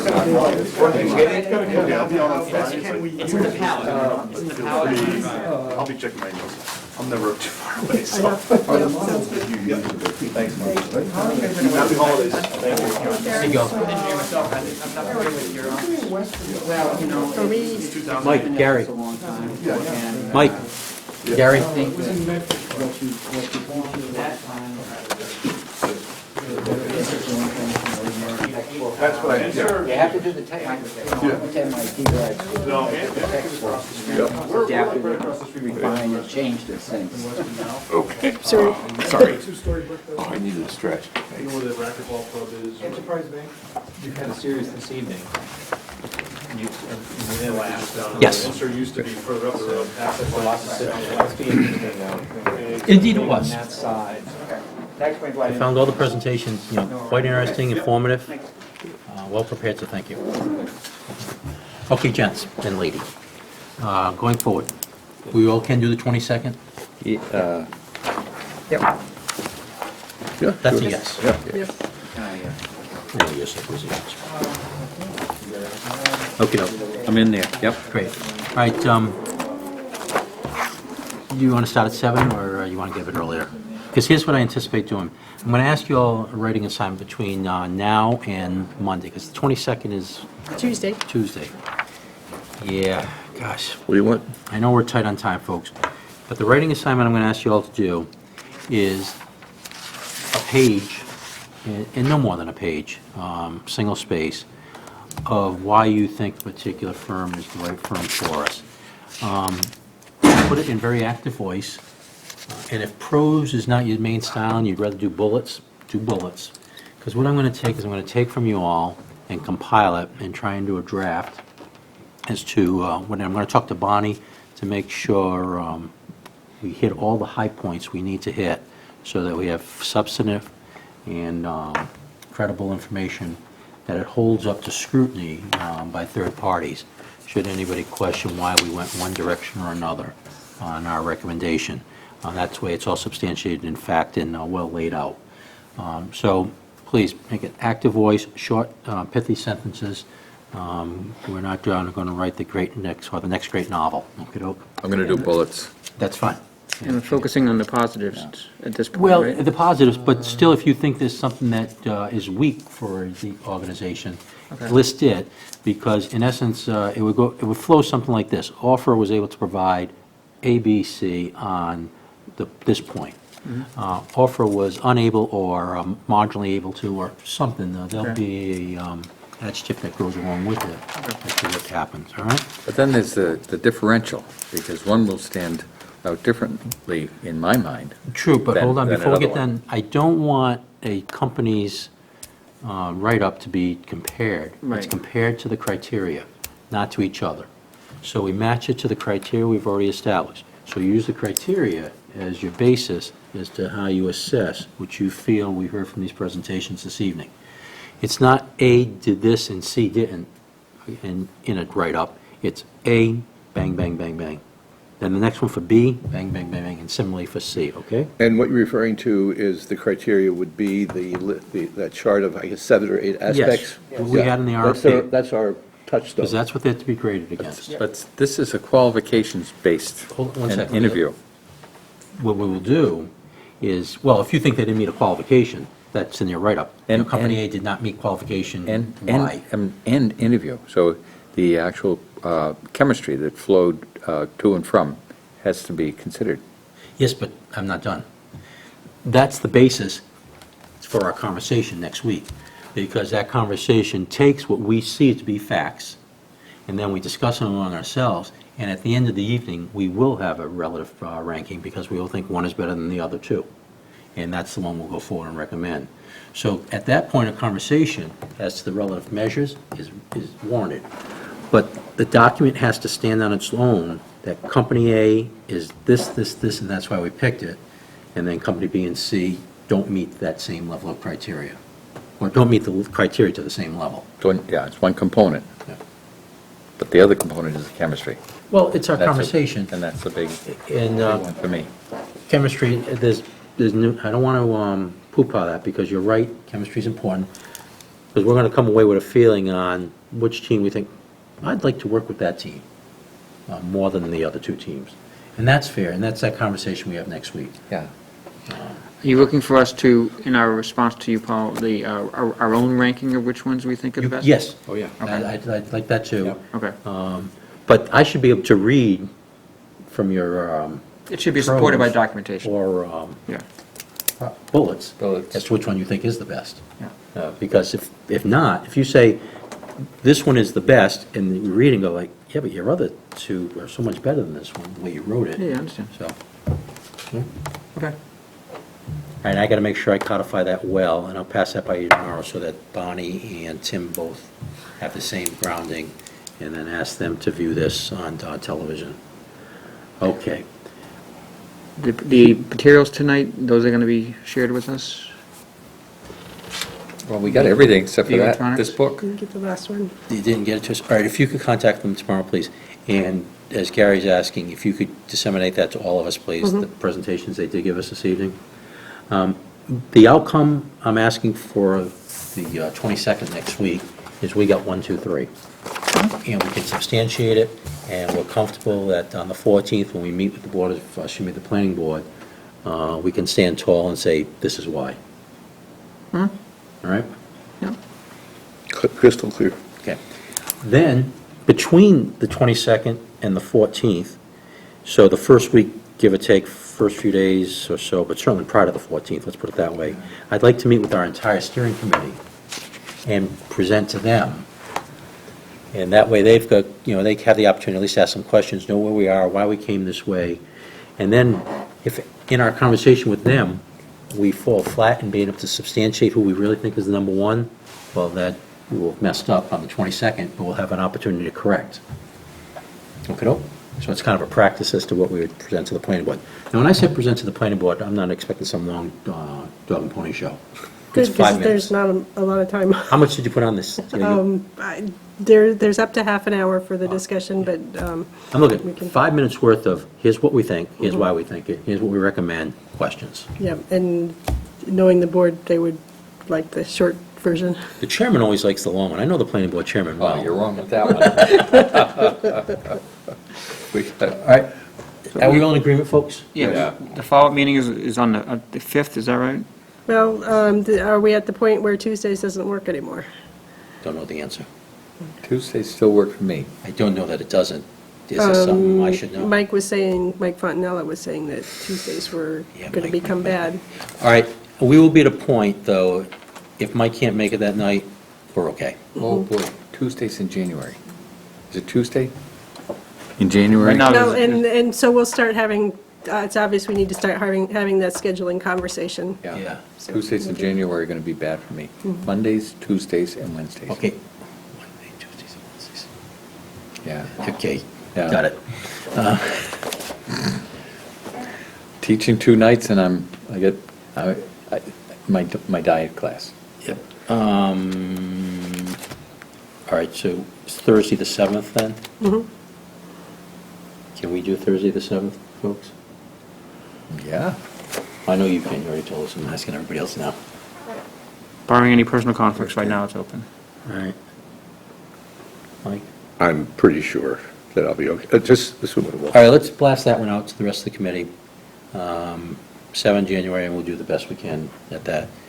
And the All of us 14th. are going to have a conflict at some point in time, we'll deal with it. No, I think it'd be nice if if all of us who are active, involved, I could concur 100%, participate yeah. for that discussion. I'll be there. Great. Oh, sorry. Then we can disengage. All right. 7 January, yes, oh my God. Yeah, they covered everything. So the 14th is the planning board committee, right? So it'll be the following week. Yeah. That's Thursday, okay. Right, and I'm thinking early in that meeting, so 7. Oh, yeah, put us on first, please. Then, see ya, and you get to stay. Yeah. Good. So it's Thursday, the 7th of January, in the evening sometime? Yeah. Okay. And that evening, too, we'll discuss with the whole committee as to looking forward. And frankly, at that point, we could probably throttle back a little bit, I should think, at least for a month or so until the contract is consummated. That's right. And then get a post-award briefing put together. And the instructions I would like to give the awardee is that they present the post-award. And they're telling us now, okay, we are on contract and we're here to serve, and here's how we're going to serve. And I would say that's how our future would be at that point.